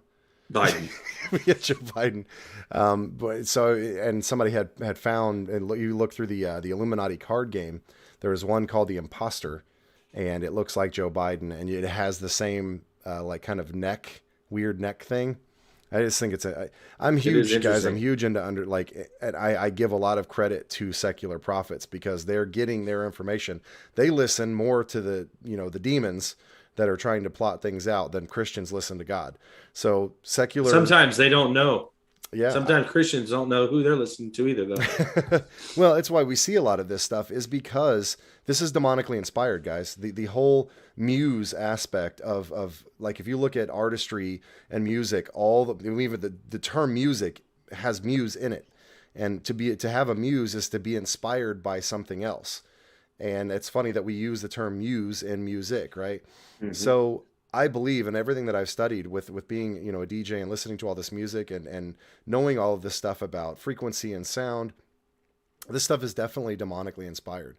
And I mean, there are even stories out there of people who, two different bands who did drugs on the same night came and produced, songs that were the exact same songs took them at different times to the same producer, saying, hey, we want to do this song. And they're like, well, you can't do this song because somebody else just came in this afternoon and recorded this exact song. So where did they get that information from? I mean, just like when we study, John Dee, they were getting this stuff through automatic writing, through, astral projection, all of these kind of things. JPL, that's what Jet Propulsion Laboratories. He's the father of rocketry. He never even had any rocket training. Right. They did not have school for that kind of, he fathered it. Yeah. How did he learn about rocketry? It reminds me of Geordie Rose and the D-Wave computer. He said they had the top intelligence in computing come in to build this quantum computer, and they failed time and time again. So he fired them all and pulled a bunch of no names that we still don't know who it was that came in, and they created a D-Wave computer because he wanted outside the box thinkers. Well, what he means by that is completely empty and just an empty vessel, channeling. Yes. Yeah, and that's why he describes D-Wave as when you stand next to it, it's like standing next to the altar of an alien god, and it has a heartbeat. Yeah. A pulse. Yeah. I can't even remember what video I have that's in it, but you can find it on YouTube. But look at this. This is Wolverine, right? Look at how he's standing. Look at this image of Ra. Or not Ra. Who is that? Is that Ra? That may be Ra. Yeah. Yeah. But either way, look at the X. See it? He's making the X over himself just like that. Right? I don't exactly know what this guy's holding, the Egyptian guy. I don't know if that's like a mockery of the staff of Moses or something else. I studied that at one point. I honestly don't know. It's like a whip. Or what is that? Yeah, and I can't. They mean something. Each one of them has and I forget what it was called. I have to look it back up again. That's not the point, but yeah, you get it. There's an X right there, and then you go Agent X, another character. I mean, and he had the 11 in his too. Look, X11. Mm-hmm. Yeah, Stranger Things. All right, now you mentioned Montauk, New York. Yep. This is Montauk, New York, right here in this show. All right, now look at this. If I was allowed to show clips if we could go through the clips of Stranger Things and I could play them and it would stay on YouTube, we would have one of the biggest channels ever because we could go through this thing and there is so much crap in this movie. Yeah. It's unbelievable. Upside down. Unbelievable. Yeah. Mirror worlds. It's all. I mean, we wouldn't even, it's insane. But so I took a still shot from this, right? Now look at this. In this particular episode, this little girl's name is 11. She's a government she's also lab rat. L. Yes, L. They call her L. Yeah. Yeah, which is God, right? L. Nino. No, I'm just kidding.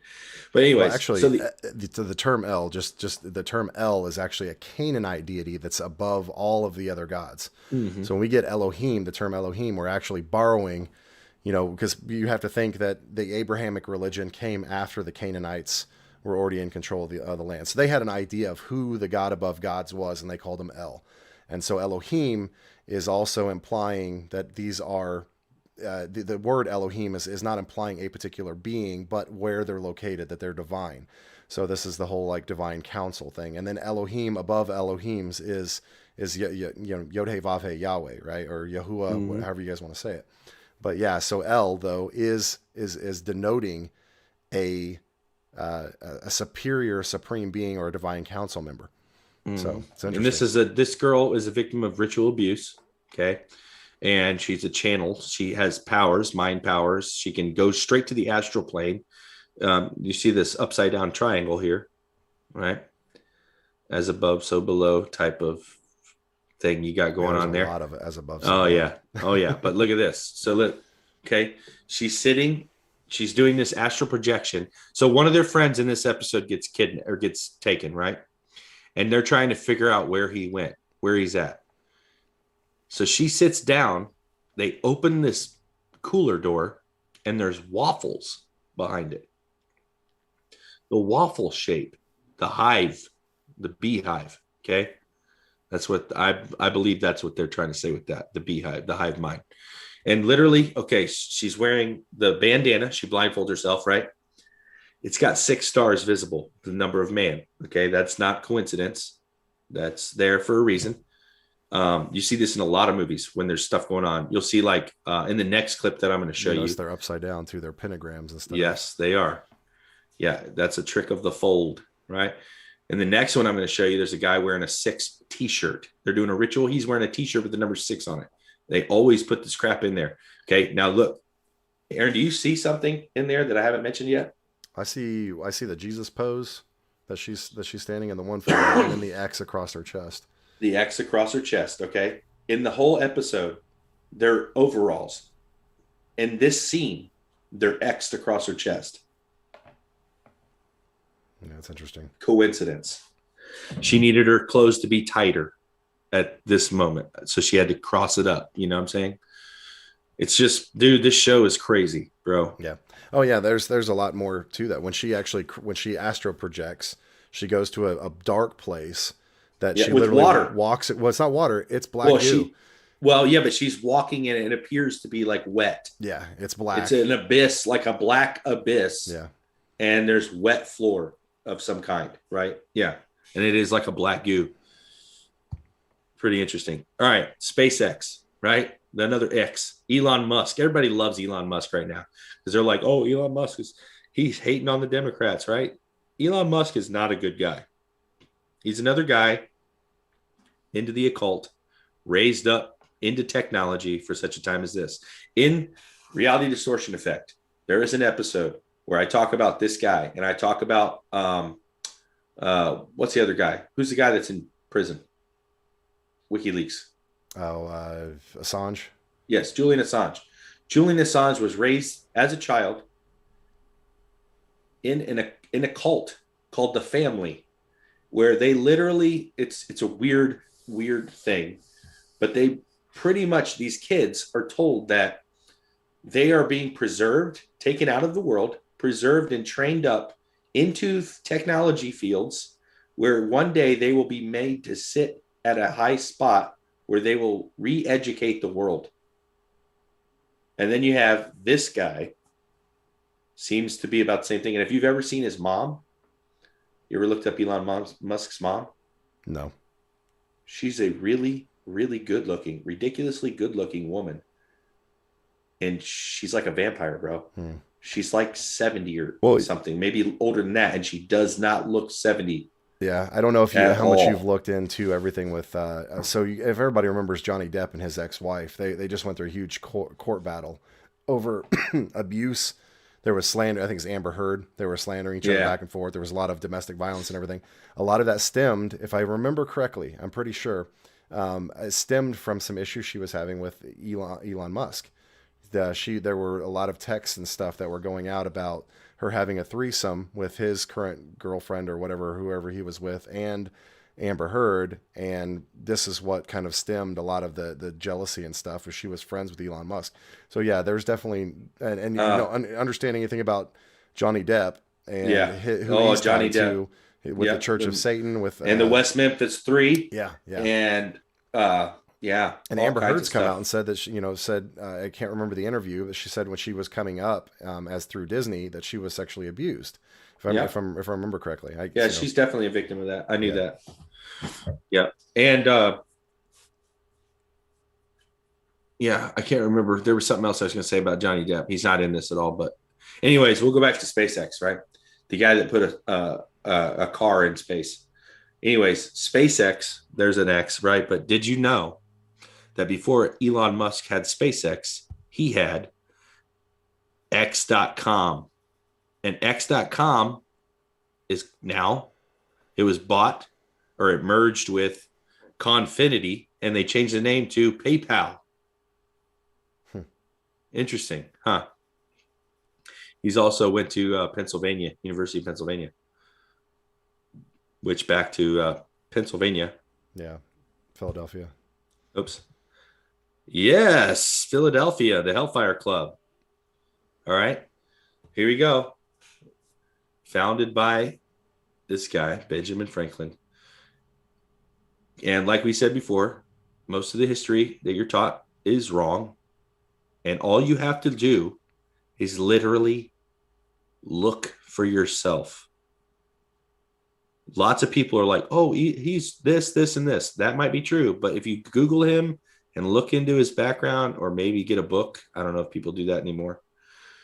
But you can literally read about all kinds of crazy stuff, right?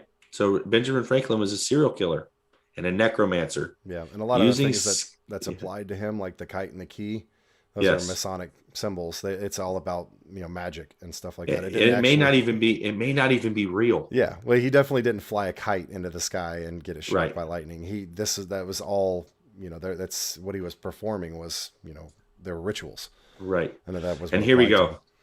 Franklin led an international satanic brotherhood who held seekers from the time of ancient Egypt.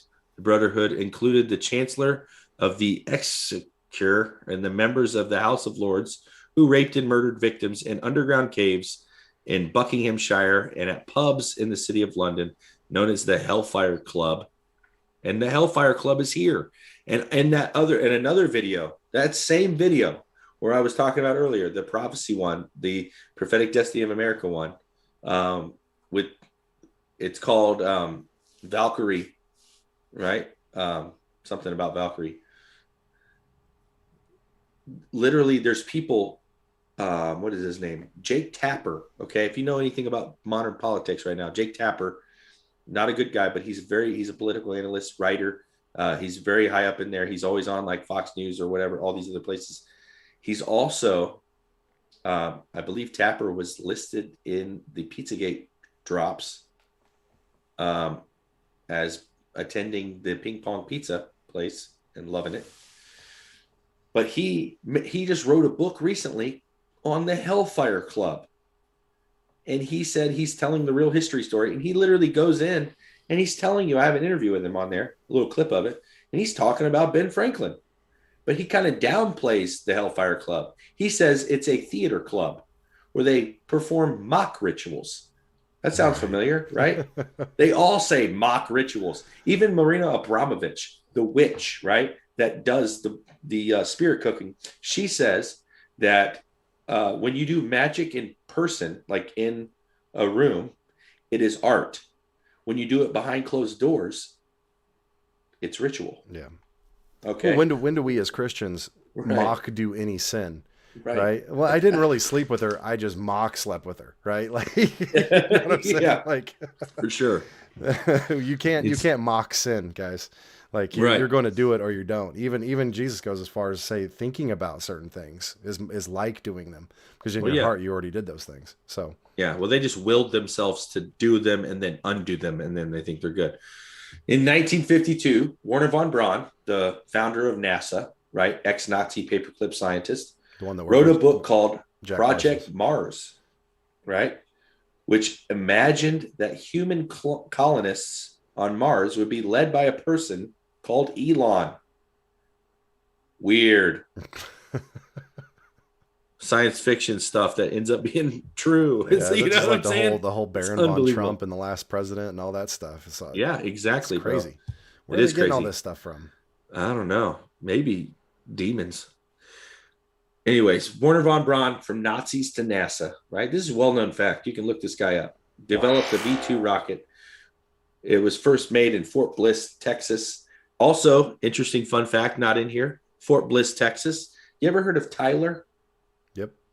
Tyler Technology? Well, like the Tyler AI, that was made in the labs at Fort Bliss in 1934. Now, look, Nazi scientists come over here in 1947. We built an AI in 1934 at Fort Bliss, where Paperclip happened. Seems like we were doing some really weird, crazy stuff before the Nazis came here, right? Maybe that's why we wanted them, right? Yeah, I think the idea weird. Is there's so much stuff. Our dude. hardware wasn't caught up, and now we're to a place now where hardware is advanced, and we're waiting on the software. Absolutely. The coming of Planet X, Nibiru. Interesting, right? Planet X. Wonder why they call it that. And here is Osiris, and there's an X on him. Isn't that weird? I don't know what that's about. It's weird. This is some type of embalming ritual, looks like. Yeah, that's what it looks like, definitely. And they studied out of the necromancy book of the dead. Right. You know, so all the embalming practices were all about resurrection. Yeah, and theosophy and all that stuff. That's what this is resurrecting the gods of Egypt, and theosophy and anthroposophy and all these different Gnostic texts. So here we go. We've all seen movies where, we know about the Nazis hunting for these ancient things like the Philosopher's Stone, the Ark of the Covenant, the Holy Grail, right? There's been this quest. Well, it's fun to think that these are what they're talking about. They're not talking about these things. It's a code, right?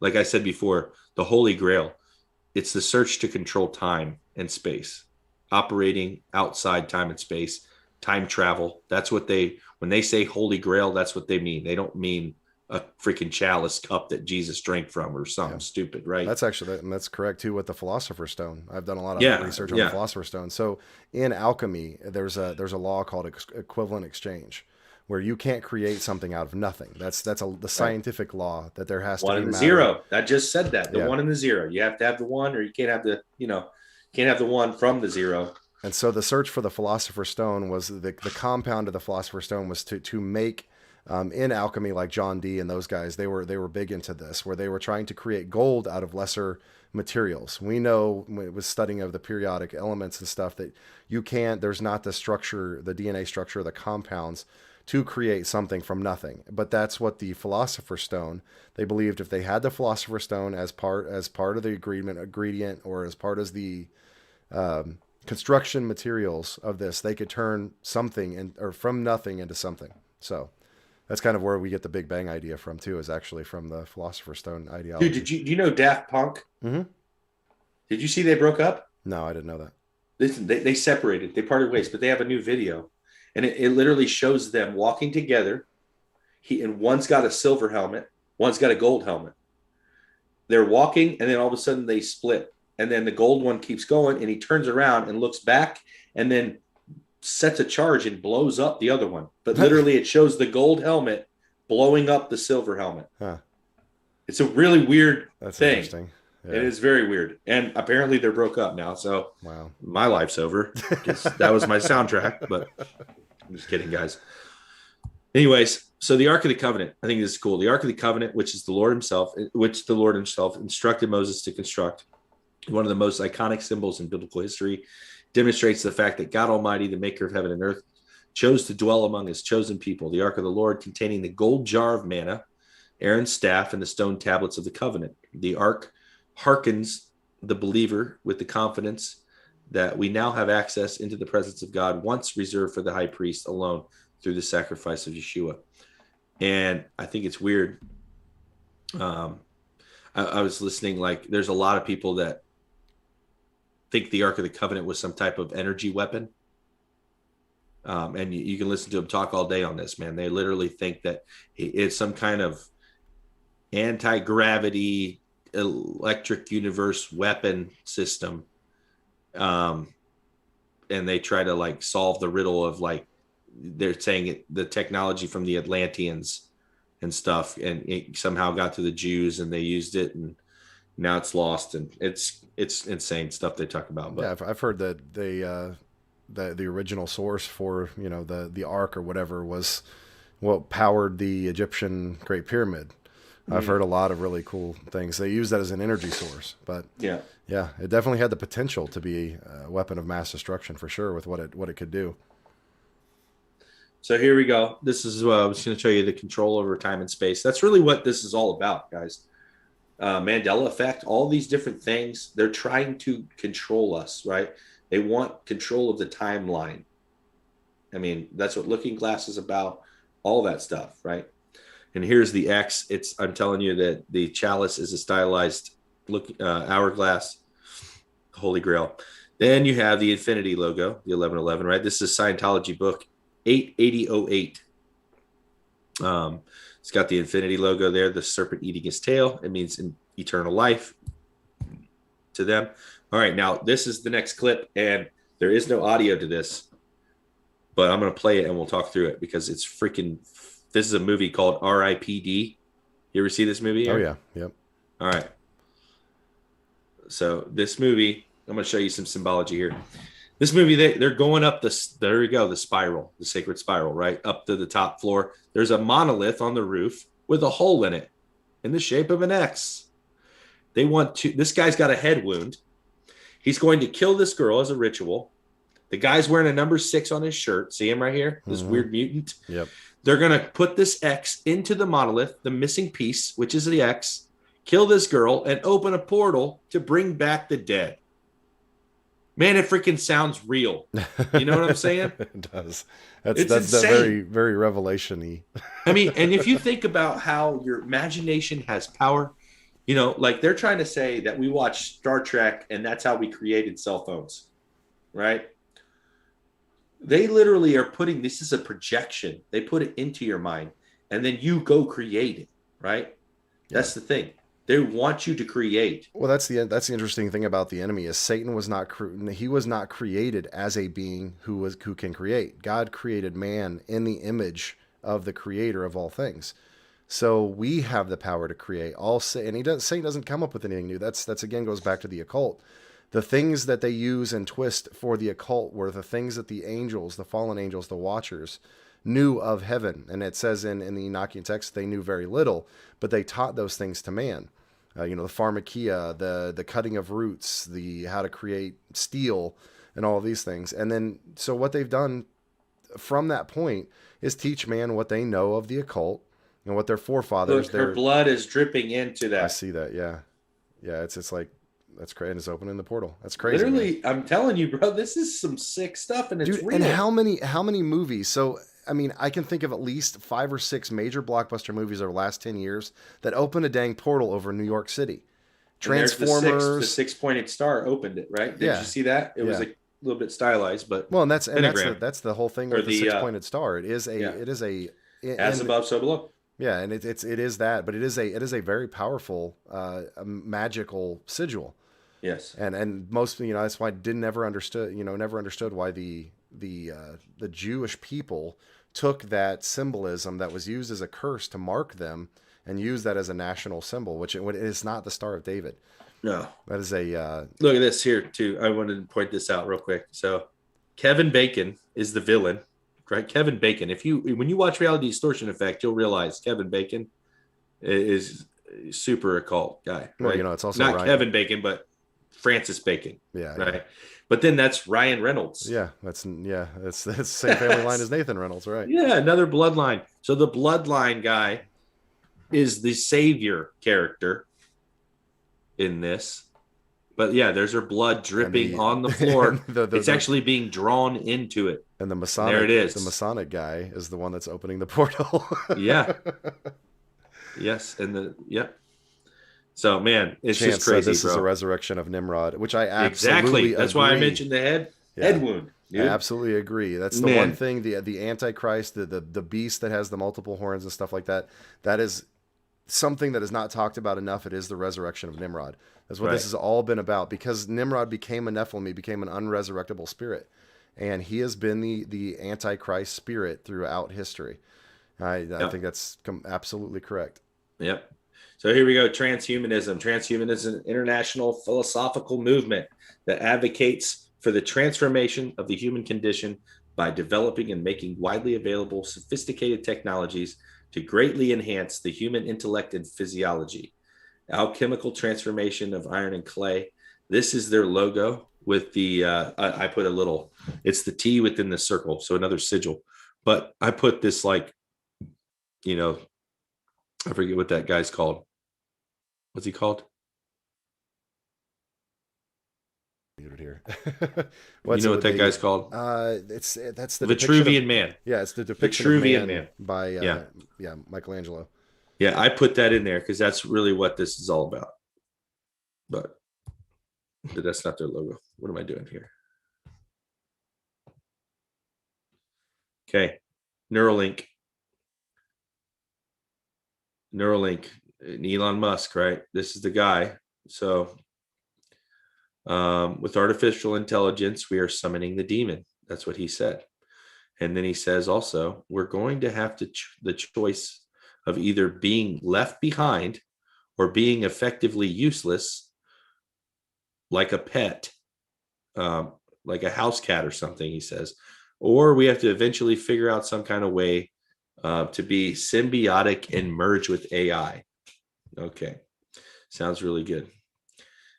So Neuralink, that's what he's trying to do there. Dude, and if you notice, the Neuralink logo kind of looks like the Infinity logo. Right. It's also an X too. Yeah. Well, I mean, that's what I'm getting at. Yeah. You know what I think's funny though about him in that quote is saying that AI is like summoning a demon, but then it's like, what's the fix for it? Merge with the demon. Yeah. Well, the other thing he says is, he said, when you're messing with AI, or what did he say? Quantum entanglement. And he was talking about that kind of stuff. And he was saying, it's like when you summon a demon into the pentagram and you hope that you can control them, but it never works out that way. Right. Who says that kind of stuff? I know, you know what I'm saying? I know, man. And these guys all do. You know what else is crazy to me about the Neuralink was that they first applied it to a pig. Where did the legion of demons go? Request to go before Jesus cast him out of the man? To the pig. Yeah. I mean, that's insane to me, man. How can you not have at least the minimalistic enough, the discernment to see that this is, that there's nothing new under the sun. This is the same thing that's been done over and over again. I mean, little things like that are like, what? And then that's what makes you look crazy, because they're like, Neuralink, we put it in a pig, and you're like, oh my God, it's over. it's over. And everybody's like, this guy is crazy. Oh man. So infinity machines, right? That's what they're trying to make. Super intelligent and have eternal life. Transhumanisms faithfully follow it blindly into the future. This is what the elite wants, right? This is what they're trying to make. These super soldiers, and they know that they need human will, and they're trying to find that balance, right? Because they need human will, because we have the authority in this realm to create. But they want at least amount of human possible to still have free choice and the ability to create. That's what they're trying to find, this balance. And then the singularity, where they merge us finally. I lost my mouse here, but at Jeremiah 44:3, and where's my little thing here? My cursor is gone. I was going to try to move my Zoom picture. It's right in the way. I can't read that. Can you read it? What's that on the screen here? Yeah. The verse. They provoke my anger with all of their wickedness. They burn incense and worship other gods, gods that neither hear, or neither they nor you or any of your ancestors had ever known. Interesting. Gods your ancestors had never known. Maybe they're creating some new ones. So game theory, Aaron, you could talk about game theory, right? Yeah. Study of game theories, how they create these AI. You want to talk about that real quick? Because I'm going to try to find my cursor so I can get rid of this. I like literally put my screen in front of all the words so I can't read it. Yeah. So game theory is basically, it says right here, is the study of mathematical models of strategic interaction in between rational decision makers. And the game theory is basically taking the idea that mankind is sheep, and we function in the same ways over and over and over again. And to apply an AI, like say Tyler or something like that, to have this understanding of a game theory is to herd the sheep. Basically, you know how the characters are going to function in the construct that you built, and then you just dictate to them different events or whatever, and then it's all just set up. Hey, yeah, go ahead. I'm going to give you a perfect example that I even brought this up back then when I first did this presentation. QAnon. Yeah, absolutely. Is a game theory, man. They were scheming, and they got everybody right where they wanted them, and you saw exactly what happened. Everybody thought something was going to happen and someone else was going to do something, and nobody did anything, and everything fell apart. Yeah, I mean, that was the biggest thing that I had a problem with. As Christians, we're not called to sit on our asses and do nothing. Pardon my French, but that's literally what they had. I don't think sit is French. Yeah, party, yeah, whatever. Anyways, it's in the Bible. Get over it. But anyways, yeah, I mean, they literally told everyone who was following this. I mean, it sounded great. They gave you purpose and intent. Like, we wanted to stop the child sex trafficking, and we wanted to stop the corruption in the government, clean up the swamp. And who doesn't want that? I mean, any normal American wants that. So they pulled together all of the patriots, right, in parentheses. They pulled them all together to a location and basically told you to hold pattern. Trust the plan. We've got this under control. Don't do anything for the next 4 years. And what happened? Nothing. People did it, man. They trusted the plan. And nobody was like, hey, what the heck's the plan? Don't worry about it, man. Yeah, I mean, that's the sad thing but this is not that. Q is a poignant example, but is not the only example. There are many, many, many different things that happen. And then when they call us conspiracy theorists, right? When we point these things out, because they know how the reaction of people is going to act. And this ties back to D-Wave. D-Wave, they said they could put 100% information into something. Like, say they wanted to know the stock market for next Tuesday. They put all the information that it needs to know into it at 100% information, and it comes back with 110% information. They literally said it pulls 10% out of nowhere. Well, I also know how that works. When we were dealing in the paranormal, you put a board on the thing and you use a scrying, whatever, you're going to get information you didn't put into it, right? Mm-hmm. It's the whole thing it's electronic communication with demonic principalities who are outside of our barriers of time and reality, and they're throwing them information. So that's what's happening. I mean, when we use in the paranormal, we use things like ghost boxes and stuff like that. To me, it was no different. In retrospect and looking at it retroactively, it was no different than using a Ouija board. It's just electronics. Well, who do you think taught us how to use gave us the inspiration or the muse to create this electronics in the first place? The ones who wanted to communicate with us. So hundreds of years ago, they started a cascading effect to teach our forefathers or whatever these different things and chasing these different things to get Edison to create electricity, and then to get so-and-so to create this, and then Elon Musk to create this. Ultimately, just like Elon said, we must merge with the incoming AI or demons. Mm-hmm. And this is all biblical, guys. This has been Go clear. Yeah. Yeah. I mean, all of this stuff is biblical, guys. This is a long, they play the long game with us. With humans, they know the lifespan of humanity is 80, 90 years if God wills it, right? They play, because they've been doing this for several thousand years, they play the long game.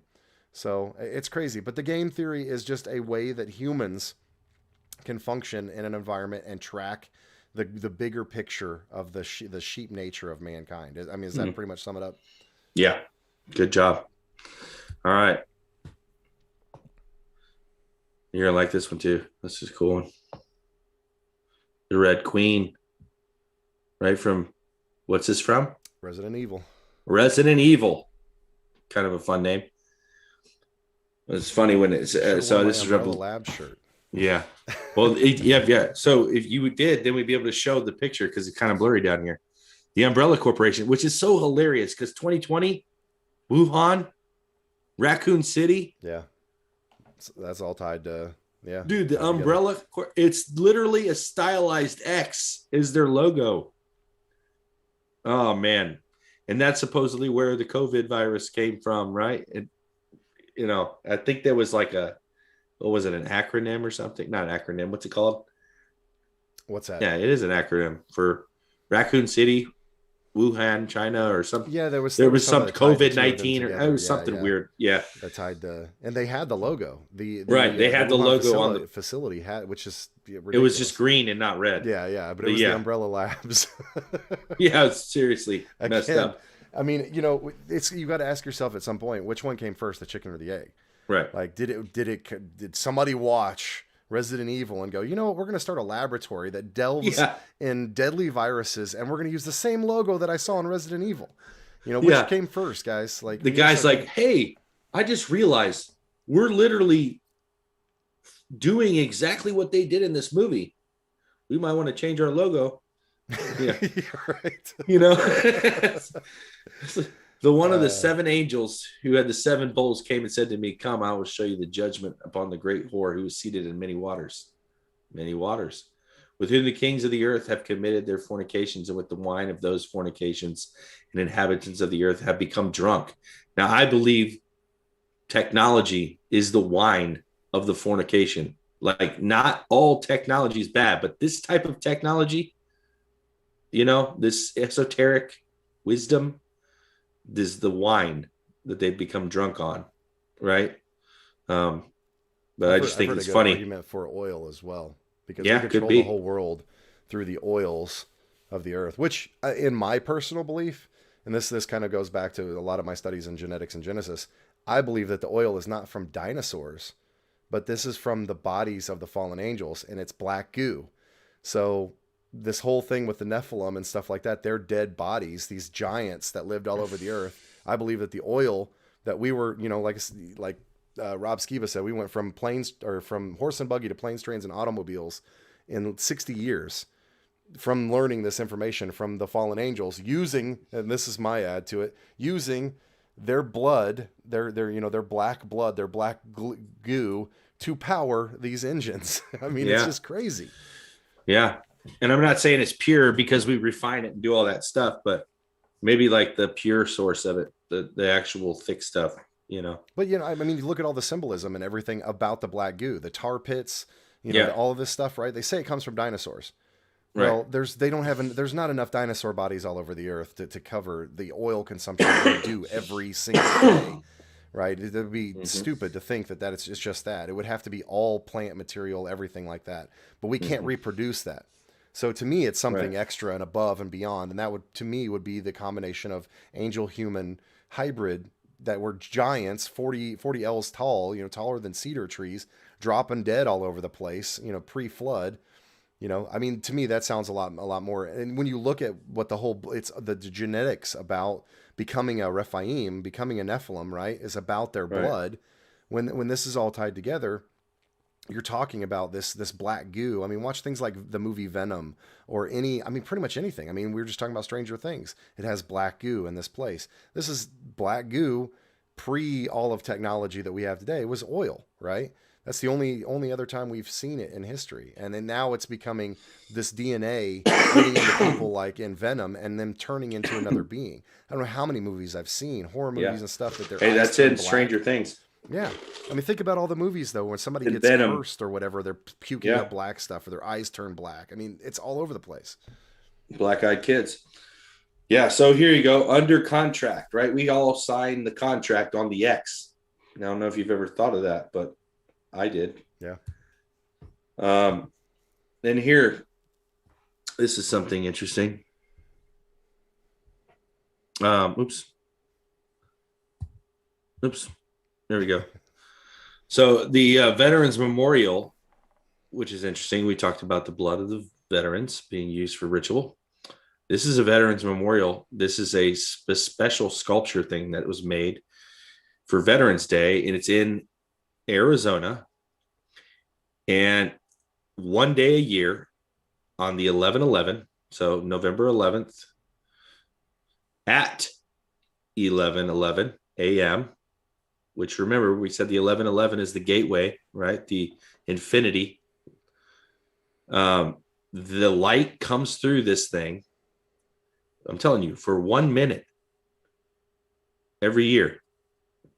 And it puts this, it shows up as the seal of the United States, which is a 13, which is the number of the rebel, which it's, if you think about the occult stuff that happened at the founding of America, it's no coincidence that there were 13 original colonies and we were rebelling, right?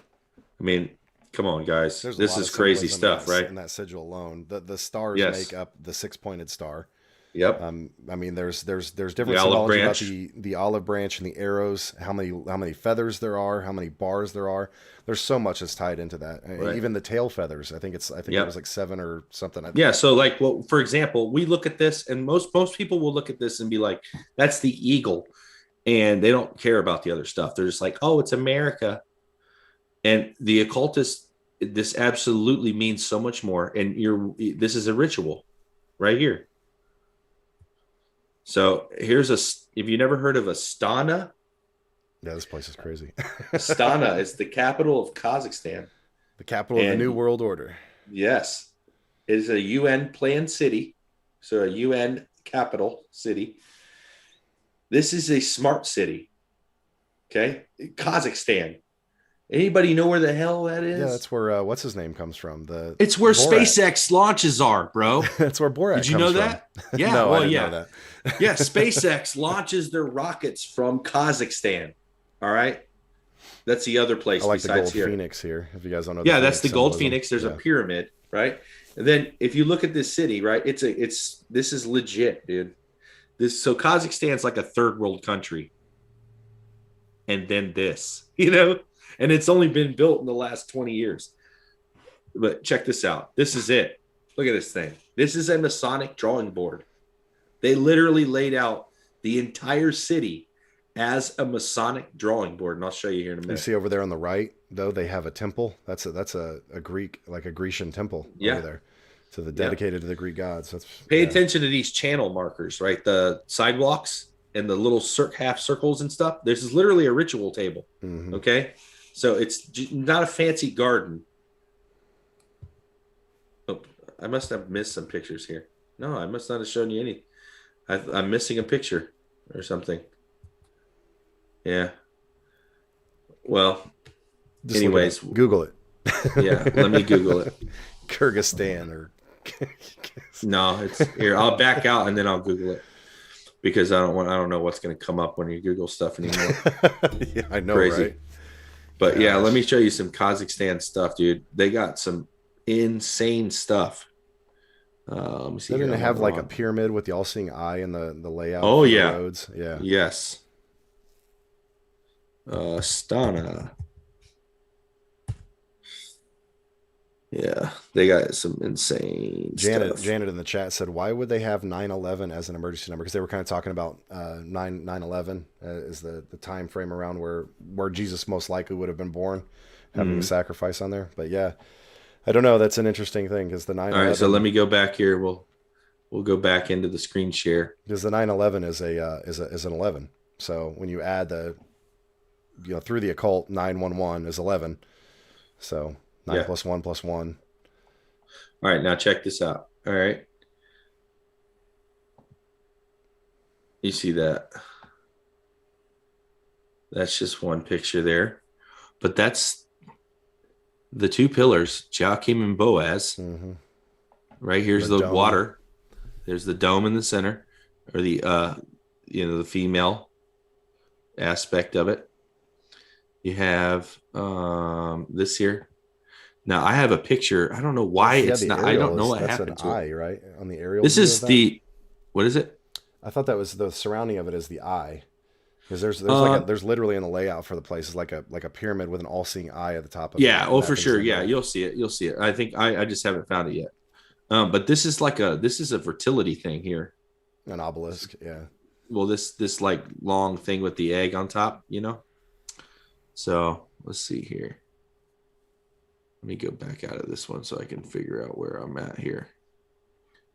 There is an aerial. There's a whole, there it is. Look at this.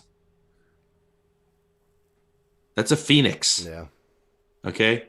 Facing this, right? In this little pointed thing here, they're channeling stuff, right? I wouldn't be surprised if underneath this, there is some underground space.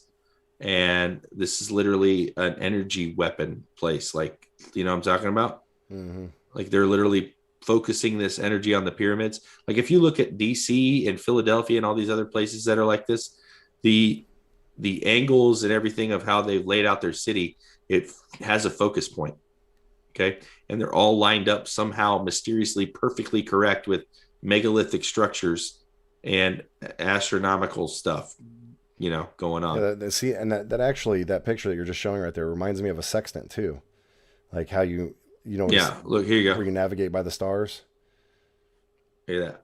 Yeah, that's crazy. It is. It's a wild place. So you can just Google Astana. I don't really want to take too much more time doing this, but look at that. Come on. If you ever presented this to somebody, like, I made a drawing of my city, mommy. Your mom be like, why you got all these crazy, stupid little bike paths everywhere? Why is there a bunch of little weird circles? And that reminds stuff? me of the I can't ever pronounce the name. It's in South America where they have the runways and the symbols etched into the ground. Hear that? Yeah, another weird little thing. Well, that's here we go. That's an 8-pointed. Look at that one. That's your. Looks like the Earth in the middle of it too. These are just gardens. That's the wheel of life, though. The 8-pointed star. Yeah, this is some seriously esoteric symbolism here. Yeah, but you know what I'm talking about? It's in South America. I think it's in.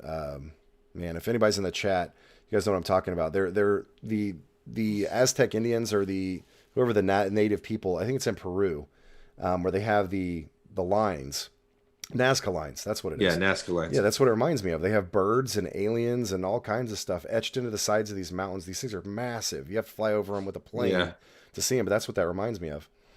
Yeah, the Nazca lines. I wouldn't be surprised if they actually are in line with those lines. Yeah, it wouldn't surprise me either. Be super weird and coincidental. And like, look here. Oh, here we go. This one. Huh. What a freakishly weird place. You can't even see that very good, can you? It's definitely a bizarre place. The only thing that I would say that's even weirder than that is that Arabic city that's in the waters. I can't think of what that one's called either. Where it's like they have the tallest building in the world, and I can't remember where that's at. Well, Dubai. Yeah, they have the islands. So listen, you see this thing right here? I don't know what happened to my presentation because I have pictures of this that I searched out. But this here, inside this little thing, whatever this is, it's a control room. It looks like a board room. Okay, it's literally one room, like right in the middle of it. A planet? Yeah, there's images. It's a wooden thing. It's like a sphere thing, but it's got 17 other seats around it. Okay, I find that super interesting, only because Q is the number 17, and how many 17 things we saw this last. With the Keck stuff and all that craziness. Yeah. So, I mean, when I saw the inside Astana, they have 17 board member seats inside this little capsule thing. I was like, what in the crap are they even doing? I don't know what they're doing, but this is definitely some type of ritual stuff. I mean, I don't have to know exactly what they're doing to know that. Yeah, I don't want no part of this, but it's crazy, man. It really is. So, I wanted to end this with, after blowing your minds with that, we really want to seal the deal here because in magic, they use the will, right? And there's a well-known occultist. This guy, his name is Dr. Richard Allen Miller. He he's still active right now. He works for the U.S. military as a contractor still. He's been there since the, I think, 50s. Doug Krieger knew this dude when we had him on here. I asked him about it because Doug Krieger did a lot of research for the military and all these type of things, these interesting scientific, mathematical things, right? Because he's a mathematician. So I had a friend that used to work at the base, and he used to be like, I have a lot of theories that I have to work out, but he used to work on technology stuff too. And he'd be like, I have to bring my hypothesis to a mathematician to see if it's even possible next week. I'm like, I don't even know what that means, bro. Like, you ever thought of something and been like, I had to find a mathematician to see if this is even possible? No. Yeah. So anyways, this guy, his name's Dr. Richard Allen Miller. He trains Navy SEALs in ESP and all that other weird stuff. He claims that he was one of the founding guys that started that science and research laboratory stuff. And they started like the Fringe, TV show, where they went in to discover the secrets of the esoteric or the ether and all that stuff, and Tesla's work and all that. But he says they use the Bible to solve the problems. So I thought that was interesting. He's clearly not a Christian, though. He is absolutely a Thelemite. He absolutely 100% operates that way. And he says he teaches Navy SEALs. And he says, by the way, they're called SEAL Team 666. All right, that's interesting. SEAL 666, yeah. So they teach them how to operate. They're super soldiers. Then they teach them how to operate in the occult arts. Yes. I mean, but his story was, he was talking about how he teaches these SEALs to operate on path work. Okay.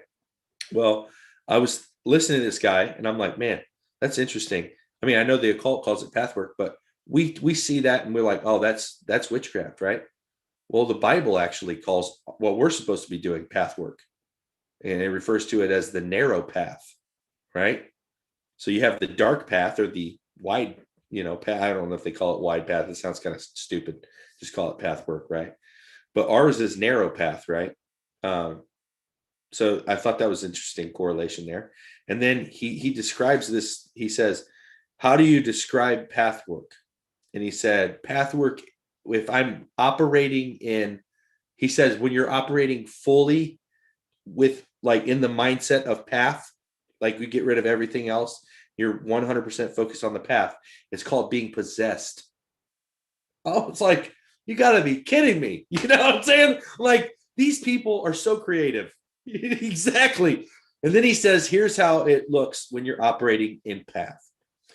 He said, imagine I am running full speed down a hill towards a raging river, and there's a bunch of people behind me. We're all trying to get to the same point first. I immediately run full speed to the bottom of this hill and just leap out without any hesitation into the center of this raging river. My foot touches upon a stone that's unseen, and I laugh as I get to the other side. He said, that's path work. And I'm like, bro, that is faith. And that's how we're supposed to be operating, I'm like, man, these guys. And the other thing that he says too is like, he ends up saying that none of them know what their reason or purpose is. They're just doing things. He said, eventually, someday, maybe it will be revealed to us. So literally, they're having blind faith in some type of supernatural experience that is working, but it's not for their good. But they think that they just keep doing it, and eventually maybe it will be. And he also says, we all are just stones building upon one upon another, and eventually we will be, made, into something. So they're all being built upon one another, and they don't have any purpose. And I was just like, man, this guy, these people, if we can get into this mindset in our faith with Christ, the fact that We're operating on narrow path. That means obeying and staying within the boundaries that God set, right? And then having the faith, right, to leap into the raging water and know that there's a stone that you can't see, right? Yeah. I mean, dude. I think, you know what I think is crazy what you just said. Just much like will, right? Or just much like, it says we're slaves to either, slaves to the enemy or slaves to God, right? We're working regardless of what we do. I believe faith functions like that as well. Like, you can't not have faith in something. If you're an atheist or agnostic, then you have faith in science. That's why we call it Scientology, or not Scientology, scientism. Are right? you muted?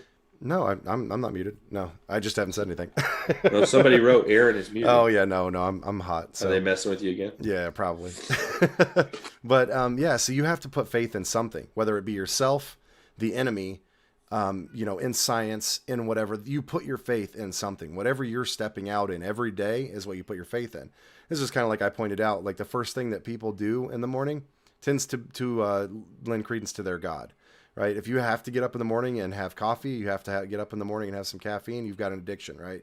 You're putting something, whatever you wake up to and start doing, whether it's go look at the mirror and butter yourself up or whatever, then maybe you may have a vanity issue, right? If you wake up in the morning and you praise your God, well, you're starting off the morning pretty good, right? So it's, it's things like that, guys. We have to understand the occult functions the way they do because there's power in it. And all they have to do is wake up in the morning and honor their gods or themselves. From talking to these people and seeing many interviews and testimonies of these people, even the ones that we're scared of, right? The ones that are really legit sorcerers, they're scared little kids. I mean, they went to the occult because they were in a powerless situation where they were being victimized, and the occult gave them power to come out and feel like they had some kind of control. Yeah.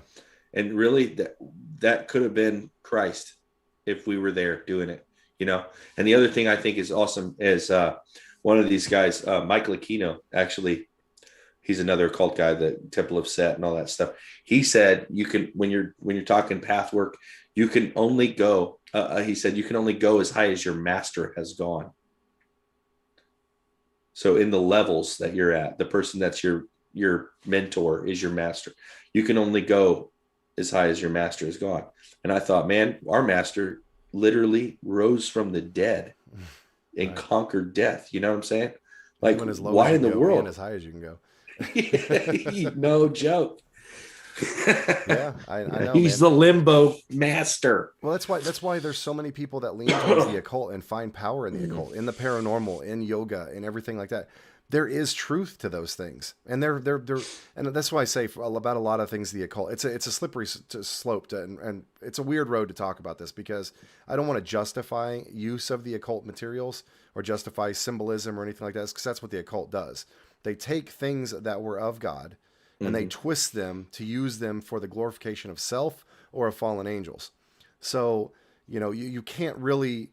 You can't function with that, right? And I understand why so many people want to stay away from these things, but we have to understand they use these symbols and stuff because they were originally something that had power to it, or they wouldn't have. The fallen angels wouldn't have taught men these things, right? Well, the thing is too, it's exactly that. These are principles, and a lot of people say these are principles found in nature. Well, God created them that way. They are natural principles that operate because God is the one that authored them, and that's how they operate. Now, there's always an inverted way for them to work, right? The flame and the black flame, or it's just that's how it works. Christ, Antichrist. It's the opposite, right? Well, again, that goes back to the enemy not being creative, right? Right. He doesn't need to. So right. All he does is do a mock version of what he knows of in heaven. He's trying to create the new Jerusalem here on earth with the new world order before Jesus gets the opportunity to come here. It says he knows his time is short. That's why he, says, woe to the people of earth, because he knows his time is short. He's going to come and do everything he can to set up and establish his kingdom before the Messiah returns and knocks him out of his seat. So everything that God does, there is an ante that is done by the enemy because he can't create his own stuff. So, that's why we're seeing all this stuff. This is just like the X, right? I know that we talked a lot about the X. The biblical X, like we talked about, is the mark of God on his people. And so what is because Satan can't function in that realm and have that power and authority that God does with the X. So what does he do? He steals it and puts it on everything occult, right? He puts it on everything that ties, and because it's about a covenant, just like you sign a contract with an X. There's a mark of God and there's a mark of the beast, and there's a contract with Yah and there is a contract with Satan. Right. That's the biggest thing that Ian covers in all this. He shows where it's all in the enemy, where it's at with the enemy. But we have to understand that we function in a higher level and more is required of us. Right. All the enemy, all an occultist has to do is wake up in the morning and honor himself and do selfish things. And he's honoring his God. We honor our God by going against ourselves and doing the testimonies of Christ and walking out the faith in Yeshua, our Messiah. Right. We walk and mimic his walk against self. So it's a lot harder walk. And to see the power in it, you have to function against your spirit. So this is why so many Christians don't see the truth of the Spirit and God moving in their lives, is because they're functioning in their daily lives, honoring the gods of this world and not the one the God above all gods. Yeah. Listen to this. Isaiah 14:13, right? It says, "For thou hast said in thine heart, I will ascend into heaven, and I will exalt my throne above the stars of God.